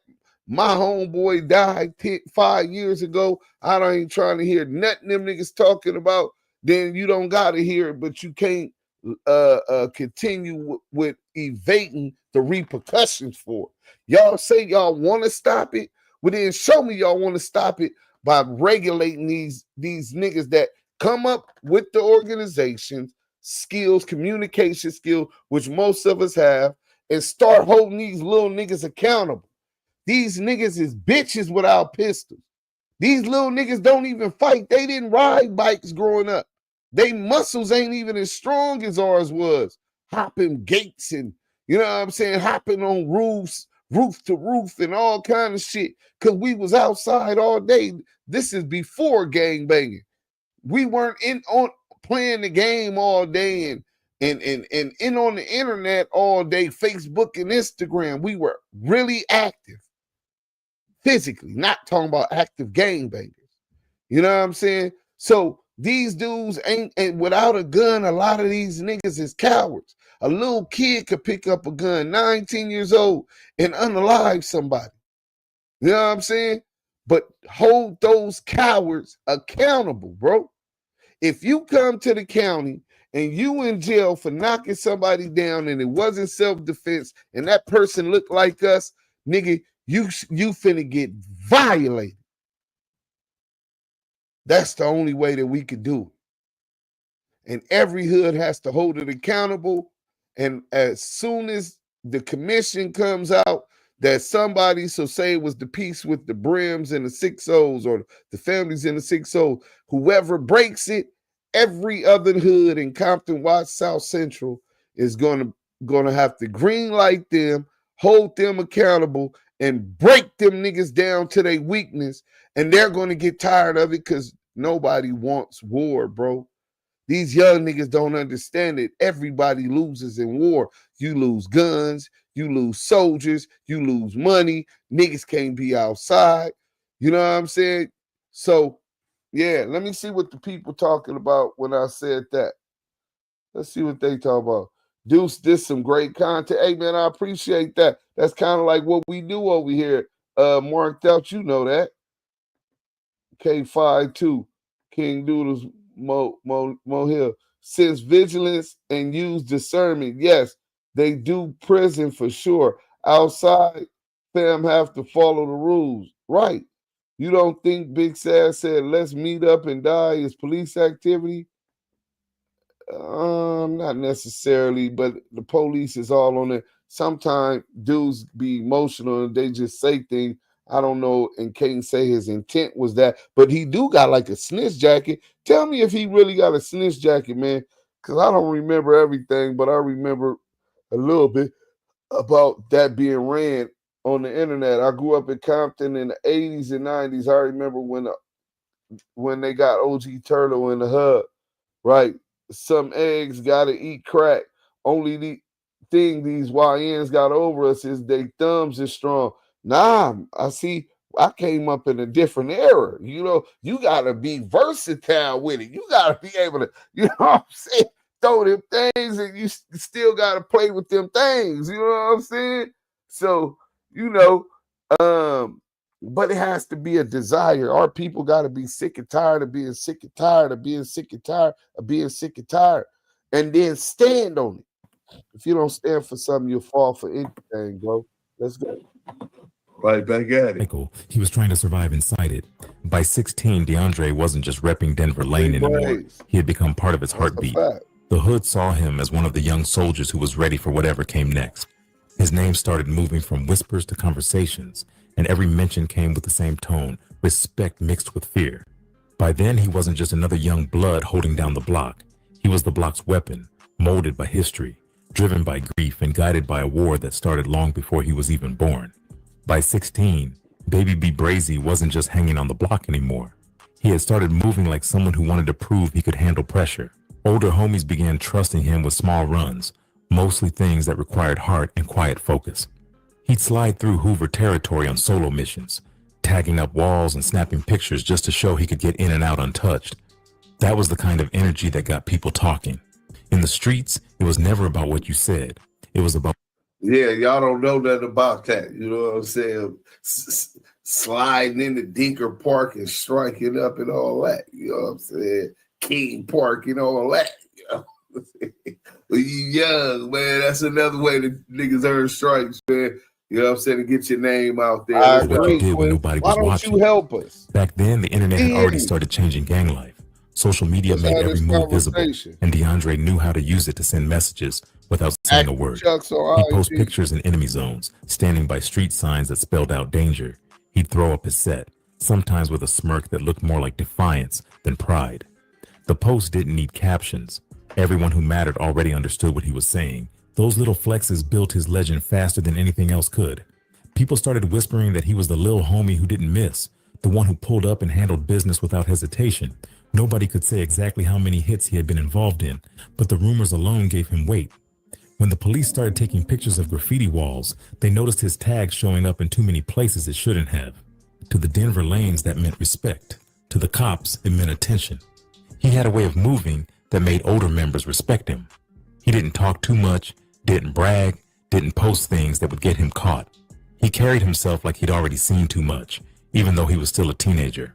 When he showed up at neighborhood meetings, older heads treated him like a grown man. By 17, he had already earned his stripes the hard way, but the streets always had a price. It wasn't long before he caught his first real charge. The case came in 2010 after a fight with officers during a traffic stop in South Los Angeles. The report said he refused to comply, and when they tried to detain him, he swung on them. Damu Kiwe conversations. Get up out of there. They used tear gas to control him, but even while coughing and blinded, he still tried to fight. That story spread fast. Nobody cared about the exact charges. What mattered was that he didn't fold. The judge handed him 2 years for assault on officers and resisting arrest. For most kids, that would have been enough to slow them down. For DeAndre, it just made him colder. Juvenile hall was already familiar to him, but state prison was different. It was harder, louder, and full of men who wanted to test him. He earned respect quick by standing his ground during his first week. When someone tried to take his food tray, he fought until guards broke it up. That kind of energy got noticed inside. People said he wasn't the biggest, but his heart made up for his size. He served his 2 years without backing down once. The time didn't break him. It shaped him. The long nights sitting on that bunk made him think more about loyalty and how fast people could forget you when you were gone. He came home sharper, quieter, and more strategic. The first thing he did after release was go back to the block. Everyone was waiting. The young homie who fought police and never folded had returned, and he was ready for whatever came next. Not long after, tragedy struck the Denver Lane Circle again. One of his closest homies, known as Baby Hang, was killed in a drive-by near 107th Street. Nobody knew exactly who pulled the trigger, but everyone on the block believed it was Hoover connected. That loss hit DeAndre hard. Baby Hang wasn't just a friend. He was like a younger brother who had always looked up to him. The two had made plans to make money together, maybe even move away from the city someday. All that disappeared in one night of gunfire. The funeral brought out the whole set. Red flags waved high, faces filled with silent anger, and DeAndre stood near the casket without saying a word. When people tried to comfort him, he only nodded. Later that night, he pulled aside one of the older heads and said something that stuck. It's going to be a hot summer. In that world, those words didn't mean weather. That's a fact. They meant war. A hot summer was the code everyone understood. It meant no sleep, no breaks, and no mercy.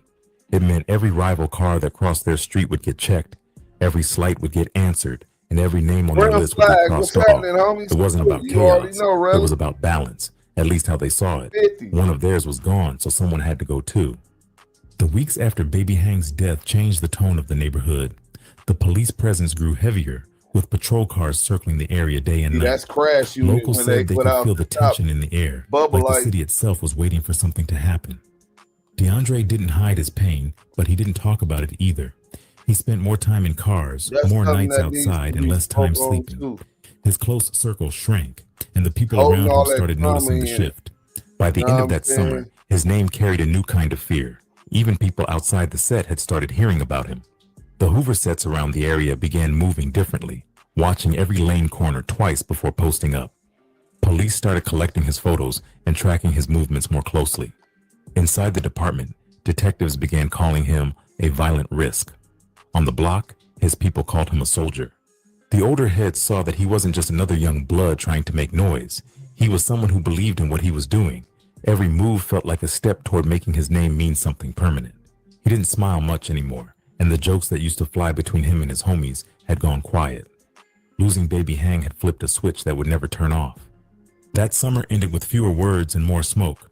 Cars burned, sirens echoed, and the names of the dead piled up faster than the city could keep count. People started saying that the streets were catching fire again, and every headline about another shooting near Vermont Avenue had the same rhythm. For Baby B Brazy, that season was personal. He didn't see it as revenge. He saw it as balance. And when the heat rose, bodies followed. By early 2015, Baby B Brazy had already earned his rep as one of the Denver lane's most active hitters. His name floated through police files and neighborhood whispers like a warning. That spring, he got caught up in a daytime burglary in Pasadena. It was supposed to be an easy grab, a quiet house, some quick money, nothing loud. Instead, it turned into chaos. A neighbor spotted them breaking in and called 911. Within minutes, the Pasadena police helicopter was circling overhead, tracking the getaway car down Fair Oaks Avenue. The chase tore through red lights until they ditched the car in an alley. Officers found stolen electronics and jewelry in the trunk, plus gloves and a .380 shell casing. Brazy was caught trying to run through a backyard fence, winded but calm. He took the charge with a smirk, like it was nothing new. He got released on bail after 2 months, walking out with that same calm look on his face. For most people, that kind of close call would have been a warning. For him, it felt like a countdown. Freedom became the spark for something bigger, a season of pure chaos that would burn through Los Angeles one body at a time. The new year didn't start quiet. On January 17, 2015, just weeks after getting out on bail, Brazy and two homies, Cedric Kilo Parker and Maurice Wolfie Jones, spotted a silver Mercedes-Benz idling outside a laundromat near Imperial Highway. The driver was distracted, talking on the phone. Brazy slid up fast, pulled the door open, and flashed a piece. The man froze, dropped his phone, and backed away as they peeled off with the car. That Mercedes became their ride for the next few days. The same night, the trio cruised down toward Hoover Turf, near 105 and Figueroa, where a group of 83 Hoover members were hanging outside a liquor store. Surveillance cameras caught the silver Benz creeping slow under the flickering streetlight. The windows rolled down and the shots rang out. Fast, tight bursts from a .380. People scattered, bottles shattered, and a man got hit in the leg while trying to run. Detectives later said the shooting had all the marks of a Denver lane hit, but nobody on the block wanted to talk. The shell casings matched a .380, the same caliber linked to the Pasadena burglary months earlier. To police, that was the first connection. To the streets, it was just another message. The next morning, Brazy posted on Facebook. He didn't mention the shooting, but his post read, "They say they outside, I don't see them though." The caption came with a selfie, red hoodie on, smirk heavy. To the untrained eye, it looked like a regular post, but to anyone who knew the code, it was a direct taunt. Build a website you love with Wix. Where your work. Hit that, bang that like button, man. The detectives working gang intelligence flagged the post immediately. They had been watching his page since the burglary arrest. They screenshotted the image, cross-referenced the timestamp, and quietly started building a timeline. Nobody knocked on his door yet. They wanted to see how far he would go. A month later, the violence jumped from message to murder. It was Sunday afternoon, February 21st, 2015. The sun was out, families were running errands, and traffic crawled through the intersections of Los Angeles County. On 108th Street near Avalon Boulevard, a black Chevrolet pulled up beside a white Infiniti sedan, stopped at a red light. Inside that Infiniti was 21-year-old Nathaniel Ankar, a college student with no gang ties. He was on his way to visit a friend in Compton. Witnesses said the shooter leaned halfway out of the window, aimed and fired multiple times into the driver's side. The first shot hit Nathaniel in the chest, the next in the shoulder, and one grazed his neck. The Infiniti drifted across the intersection, bumping into a parked car before stopping. The shooter's car sped off, tires screeching as bystanders ducked for cover. Police and paramedics arrived minutes later, but Nathaniel was already gone. One witness, a woman named Letitia Williams, told investigators she saw the whole thing from her porch. She described a man with a tattooed neck and short braids hanging out the window of a black Chevy, his arms steady, eyes cold. That detail stuck with detectives. It sounded like the description they'd already seen in the Pasadena and liquor store reports. Ballistics later confirmed it. The shell casings found at the scene matched the same .380 from both earlier incidents. To detectives, the trail was clear. The The same shooter, same weapon, He's same supposed to style. be in It just needed shit proof it was Brazy behind the trigger. Nathaniel's death shook the local community. His mother, Yolanda, went on television saying her son wasn't part of the streets. He just stopped at the light, she said through tears. He never even saw them coming. That line hit everyone watching. It showed how random the violence had become. Now that's nasty work. This innocent kid, prayers and condolences to this kid's father, mother, siblings, friends, and family, aunts. You know what I'm saying? If this dude truly wasn't a gang member and he was knocked down, that's some fucked up shit, bro. Let's go. For Brazy, the shooting didn't feel random. In his world, it was another hit in a war that had no rules. He bragged quietly to people around him, saying the streets were getting cleaned up. His friends said he'd come back from the ride with that same half smile, no emotion, just silence. It was like he'd stopped seeing faces. To him, the Hoovers weren't people anymore, just targets. Detectives from LAPD's Southeast Division kept his name off the public radar. They followed his Facebook again, tracing every post and comment. He never admitted to the killing, but his next status hit differently. He wrote, "Some things we don't talk about, they just get handled." The comment section filled with fire emojis and free Brazy tags, even though he wasn't locked up yet. The arrogance of it all made detectives patient. They knew he was spiraling, and they wanted to catch him in motion. Behind the scenes, the Denver Lane Bloods were starting to feel pressure.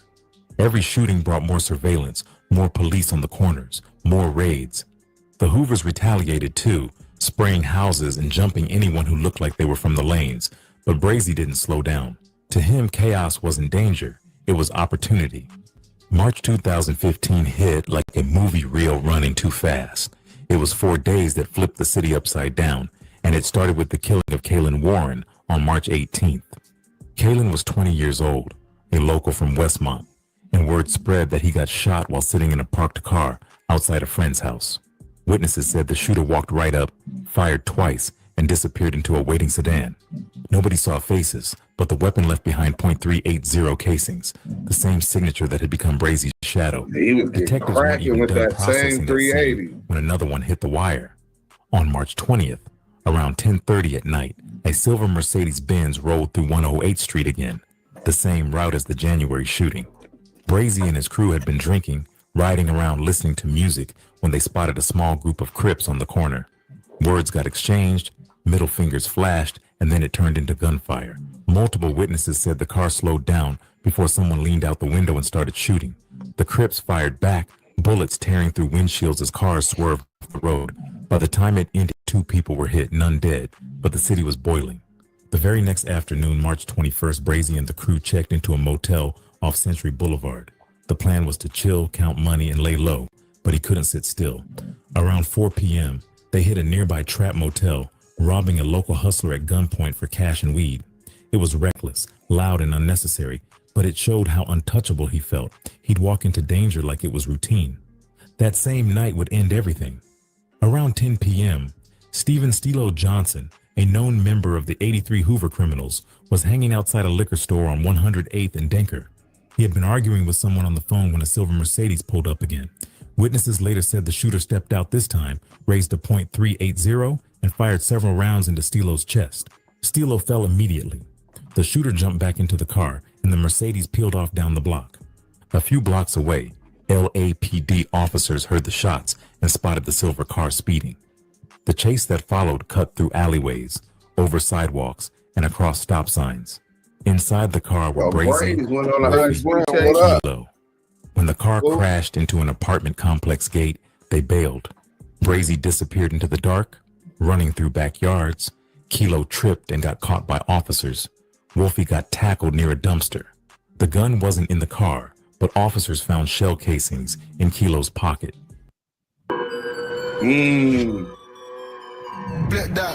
Damn, the 380 cases just left at all. Next morning, the story hit every local news station. Gang member gunned down outside liquor store. The headlines read, "Police didn't release names yet, but the streets already knew." Stilo had been a Hoover regular, and everyone knew which set would get the blame. The retaliation threats started flying before sunrise.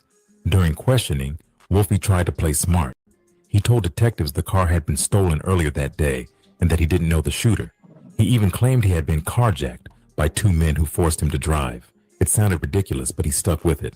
Kilo stayed silent, only asking for a lawyer. Brazy was nowhere to be found. Detectives weren't fooled. They'd been watching the pattern for months. Same weapons, same targets, and same car.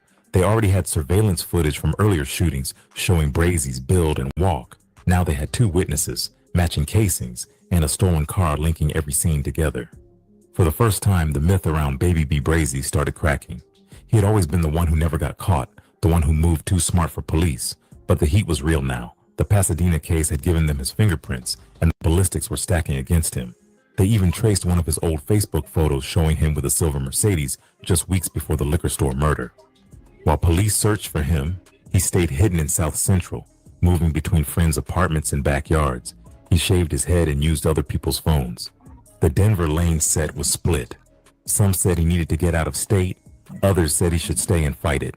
Brazy didn't listen to anyone. He still walked around the neighborhood at night, quiet and focused, watching patrol cars roll by like they were ghosts. By the time the sun rose on March 22nd, everything had changed. Stephen Stilo Johnson was dead. Cedric Kilo Parker was sitting in a holding cell, and Maurice Wolfie Jones was weaving lies to detectives. And somewhere out there, Baby B Brazy was still free, but not for long. The city buzzed with rumors, half in fear and half in respect. Some called him a monster, others called him a soldier. Either way, everyone knew one thing. The war on 109th had found its most dangerous player. By sunrise, one was dead, one was caught, and one was running, and the whole city was watching. The morning after the shooting of Stephen Stilo Johnson, South Central felt like it was holding its breath. LAPD and the sheriff's department rolled through Vermont Vista heavy, blocking off streets and kicking in doors. Detectives already knew who they were looking for. The name Baby B Brazy had moved from neighborhood rumor to an official manhunt file. Every corner in Denver Lane territory got hit with search teams. Helicopters circled low, sirens echoing down 109th Street, and the hood lit up with word that Brazy was on the run. He didn't make it far. Around dawn, police tracked a silver Mercedes parked near a small apartment complex in Inglewood. Inside the car, they found a half-empty soda can, a red bandana, and .380 shell casings in the cup holder. A K-9 unit swept the area and caught a scent trail through a nearby alley. Within minutes, they found Brazy hiding behind a dumpster, breathing heavy but still quiet. The same calm look on his face he'd had during every other arrest. The gun, a .380 semi-automatic, sat under a cardboard box near his feet. It was clean but still smelled like burnt powder. Officers cuffed him without a struggle. When they walked him out, neighbors filmed it on their phones, their voices mixed between shock and silence. For some, it was just another day in South Central. For others, it felt like watching a ghost finally get caught. Back at the station, detectives began the discovery process. Ballistics came first. Every casing matched, from the Pasadena burglary to the liquor store shooting to the murders of Nathaniel Ankar and Stephen Johnson. The same weapon, the same trajectory, the same shooter. Then came the digital trail. Cell tower pings placed Brazy's phone near each crime scene at the same times. They pulled up Facebook posts, time-stamped within hours of every attack. It was all there. The arrogance, the coded messages, the same rhythm that had taunted detectives for months. Meanwhile, Morris Wolfie Jones had been sitting in county jail after his arrest from the chase. He tried to play smart again, denying everything, but detectives weren't in a rush. They had a plan, something called the Perkins Operation. It was a tactic where undercover officers posed as inmates to get suspects talking. They placed Wolfie in a holding cell with 2 supposed inmates who were actually working for law enforcement. Hidden microphones recorded everything. The officers acted casual, asking about the case, pretending to be sympathetic. Within an hour, Wolfie started talking. He bragged that his bro did it clean, saying Braze finished him, hit him right in the chest. He laughed while telling them about how the car crashed and how Brazy ran through the apartments barefoot. He didn't know the whole thing was being recorded. That conversation broke the case wide open. Detectives had confirmation linking the crew to the murders straight from one of their mouths. They brought the recording into the evidence file and started prepping for trial. The courtroom stayed packed when the case went to trial in late 2016. Reporters lined the hallway. Families from both sides sat in silence, and prosecutors laid out every detail like a timeline of destruction. They opened with the Pasadena burglary, then moved through each shooting one by one. The The prosecutor showed photos of shell casings, surveillance clips, and even Brazy's Facebook screenshots with captions like loyalty over love and we don't do warnings. The tone was cold, deliberate, like they were building a movie script from real lives. Witnesses came forward carefully. Kiwe. I told you I was conversation. Brazy was a serial killer, man. Laetitia Williams, the woman who saw Nathaniel Ancar's shooting, identified Brazy as the man leaning out the car window. Forensics backed her up with trajectory data showing shots came from the height of someone Brazy's size. Detectives explained how the same .380 tied every scene together. The cell tower records put his phone in the exact grid of every attack, including the one from February 21st when Ancar was killed. The defense tried to fight back. They claimed the Facebook posts were just street talk, not confessions. They said the shell casings couldn't be tied to Brazy's gun because too many hands touched the weapon. They even brought in a girlfriend to offer an alibi, saying he was at her place during one of the shootings. But when she took the stand, she froze. Her eyes filled with tears, and she refused to testify further. The judge warned her, but she stayed quiet, saying only, "I can't do this." That silence spoke louder than any statement. When the prosecution replayed the Perkins recording, the courtroom went still. Hearing Wolfie brag about Brazy finished him hit hard. Even jurors leaned forward, faces tight. It was the missing piece. The voice on that tape erased any doubt. After 3 weeks of testimony, the jury took just 2 days to reach a verdict. Guilty on all counts. 2 murders, multiple attempted murders, carjacking, burglary, and gang enhancements. The judge read the sentence slowly, his voice heavy with finality. Brazy showed no emotion, staring straight ahead as the judge handed down 2 life without parole sentences plus 227 years. The courtroom murmured. That number sounded unreal, like something from another world. But in California law, it made sense. Each crime stacked on the last until it reached eternity. When the sentence came down, family members from the victim's side cried quietly. Nathaniel Ancar's mother whispered, "Now maybe we can rest." On the other side of the room, a few Denver Lane homies sat silent, faces blank. Nobody spoke. Nobody dared.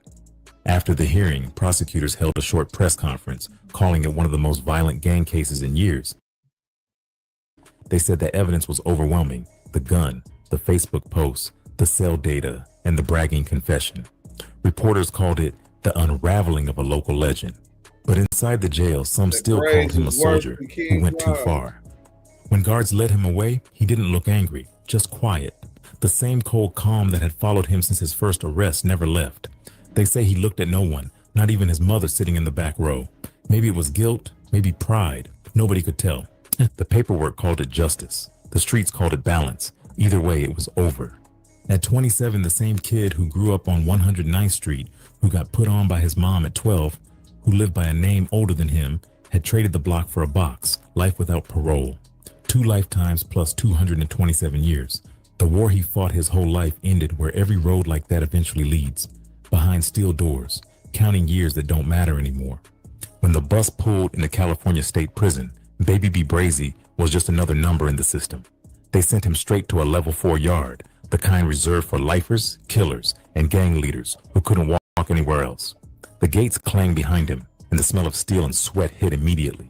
Inside those walls, time didn't move, it just circled.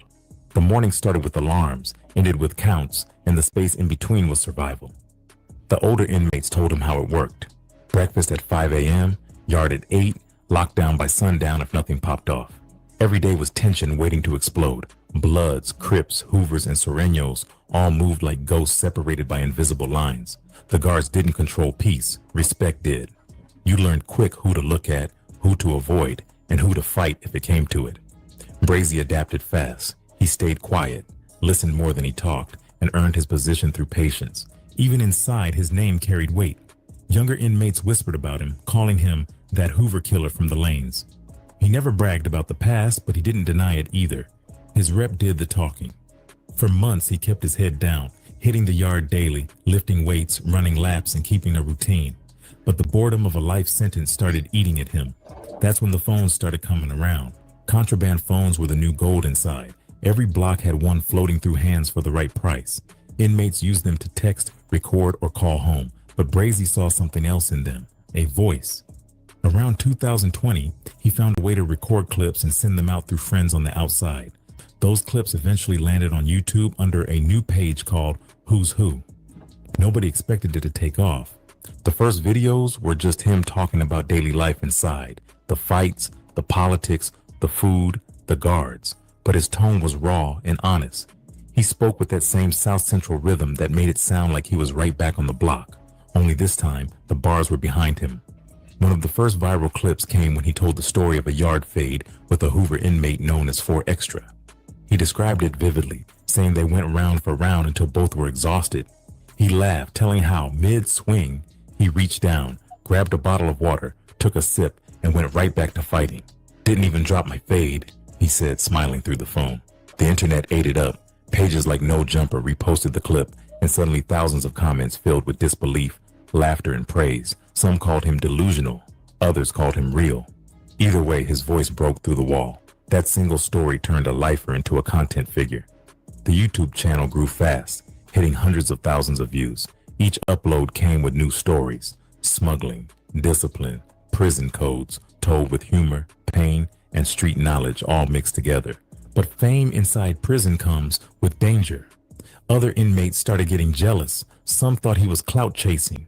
Others said he was putting too much out there. The guards hated it too. Every time a video dropped, the administration launched cell searches, trying to find the phones. They'd tear his bunk apart, toss his letters, and still come up empty. Every time they confiscated a phone, a new one showed up. It became a game he refused to lose. One of the biggest controversies came from his HK tattoo, the same initials he had inked years before, standing for Hoover Killer. Photos of the tattoo leaked online, and rumors spread that he'd been stabbed inside for it. YouTubers started spinning stories about how Hoovers had jumped him in the shower. When he finally addressed it, he did it with that same calm tone. Ain't nobody touch me. Y'all believe too much internet talk. He admitted there were tensions, but nothing he couldn't handle. He said he respected real ones on all sides, but still stood on his truth. That response hit hard because it wasn't defensive. It was controlled. It showed how much he'd matured. The same kid who once reacted with violence now used words as his weapon. Still, not everyone likes seeing a blood with a camera in prison. Some officers tried setting him up with false write-ups, accusing him of running a gang propaganda operation. Each time they caught a phone, he just built another channel under a new name. Then came the infamous Vaseline story. He dropped that one night in 2022, talking about corruption inside the system. He told how some guards looked the other way while inmates extorted others, how older convicts preyed on new fish, and how he once saw a CO smuggle in Vaseline for the wrong reasons. The way he told it was part comedy, part horror, part reality check. This the type of sick energy behind these walls, he said, looking straight into the phone camera. That clip blew up fast, crossing 1 million views in a week. People outside started debating whether he was exposing truth or exaggerating for clout. Podcasts picked up the topic, No Jumper, Street TV, and others ran headlines like Baby B Brazy speaks from prison. With PatriotSoftware.com, accounting and payroll. Bang that like button. Let's go. Y'all getting this content. It's almost It gave him over. a strange kind of power, the kind that reached far beyond his cell. Fans started sending money to his commissary, writing letters, even trying to visit. He had built a digital army from behind bars, but that attention also brought pressure from inside. Some inmates didn't like how his words painted the yard. One altercation broke out when another lifer accused him of talking too much. They went heads up in the day room, and afterward, he walked back to his cell bleeding from a cut above his eyebrow, laughing it off like it was just another day. The guards transferred him to another unit soon after. Even through all that, he kept pushing. Each time they found a phone, he found another. Each time they deleted a channel, another popped up. His content shifted too, less about fights, more about reflection. He started speaking on loyalty, betrayal, and how the system breaks men who never learned to deal with pain. He told young viewers not to follow his path, warning them that the same fame they chased could turn into a cage. By 2024, he had become one of the most recognizable prison voices online. His quotes started circulating across TikTok and Instagram Reels. People repeated his lines like gospel. You can cage the body, not the voice. That became his motto. It summed up everything he had turned into, a man locked down physically but still free in thought. Inside those walls, he was still DeAndre Bonner, inmate number J76942. That's inspirational. You know what I'm saying? I might disagree, but I don't know the circumstances about that case. But They saying old boy was a non-affiliate and an innocent. I don't know whether or not he was or not. I would love to hear Braze talk about it, and if he was, have he made it right with his God? You know what I'm saying? Have he prayed and asked for forgiveness? It ain't my place to judge him. You know what I'm saying? He got to deal with that when he sees and meets his maker. You know what I'm saying? And his relationship with the Most High. But yeah, man, that's inspirational to be in jail and they can cage you. You know how powerful you got to be? That cage is designed to break you mentally. And he's still excelling. Salute to him on that. Let's go. But to the outside world, he had become Baby B Brazy. The blood from 109 went from shooter to storyteller. His journey showed that even from the tightest cell, a man could still reach millions. And though the gates had closed on his body forever, his voice had already escaped. Behind bars, Baby B Brazy became a paradox, a killer who turned into a messenger. His stories gave outsiders a raw view of life behind the walls and the streets that shaped him. Some saw redemption, others saw manipulation, but either way, his name carried power again. Younger homies quoted his words, calling him proof that even a lost soul could still teach something. In his own recordings, he spoke with calm regret, saying, "The streets raised me, but they never loved me." His legend now lives in two worlds, feared on the block, streamed across the internet.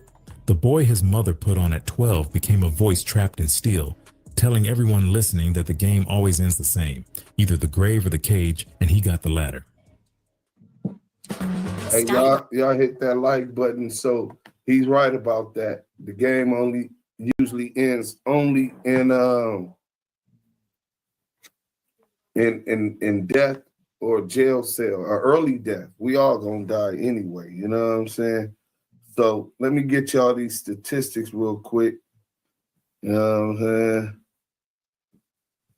Let me get these statistics for y'all. I have to message somebody. Bear witness with me.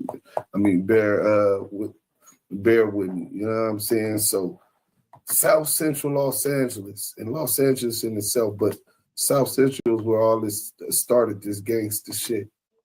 You know what I'm saying? And these are the gang murders. We're not talking about cases where it was drug related or dick and pussy domestic murders. We're talking about gang homicides, right? And here goes the statistics.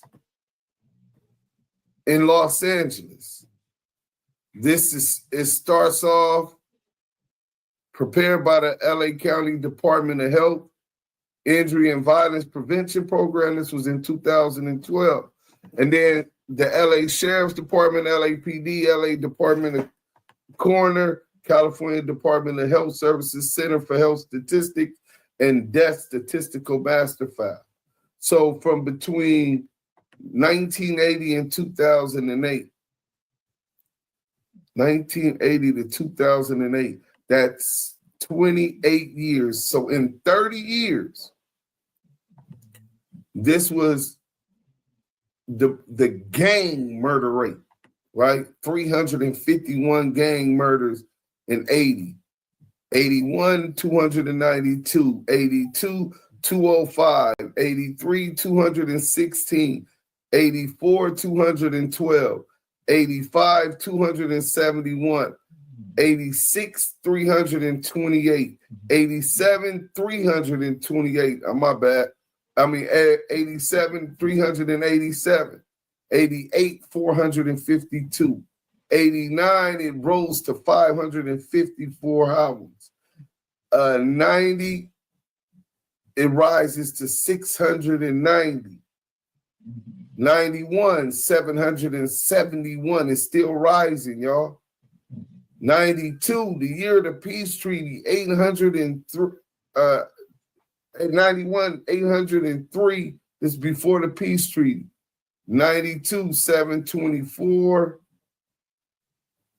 93, 724. 94, 779. See, now here come Duse, 724, 779. Then you got 867 and 95, right? Duse Sims is 16, 17 years old at this point, right? And then he goes on. I added all of those up, right? And the number came up to a total of 14,060 gang murders in a 28 years span. 14,060 gang unalivings in that 28-year span in Los Angeles. Gang. We're not talking about a brother beefing with another family and unalives another brother, a sister unaliving another sister. We're talking about due to the gang politics, people dedicating their lives and protecting them and theirs, and survival of the rivals doing the exact same thing in Los Angeles. Do y'all understand that that is more homicides than the Afghanistan and Iraq war put together? So total, Iraq and Afghanistan, U.S. military service members lost total was 6,821. So about 6,800 U.S. servicemen died in the Iraq and Afghanistan war put together. And let's see how long that war was, right? And mind you, this was a war of the Iraq war was 8 years, 8 months, and 25 days, right? And then the war in Afghanistan was 19 years, 10 months. So if you put two of these wars together, you got 19 years plus 10 years. That's 29 years of war. Exactly a year more than the Crip and Blood statistics, the LA gang war statistics, and the intensity of warfare in Los Angeles between gangs, so-called gangs. And the numbers pale in comparison. This ain't nothing to brag about. This is something that I'm ashamed of. This is something that startles me to a point that I want better for my community. This is Active Chucks, man. The Damu and Kiwe conversation. I hope that y'all was able to visualize. Let me show y'all this. Because some people just, y'all see them curls, you know what I'm saying? Some people is just, some people learn better through statistics. This was the calculator. 14,060 unalivings, to gang unalivings in Los Angeles, as opposed to 6,821. The intensity doubled, plus some. The intensity in the Iraq and Afghanistan war put together, man. This is sad. We got to do better. Unity and structure is coming. If y'all with me, make sure y'all subscribe. On our road to 10K subscribers, we need about 800 and some change. Pass the word, spread it. The revolution will not be televised. It'll be streamed here at Active Chucks, Damu Kiwe.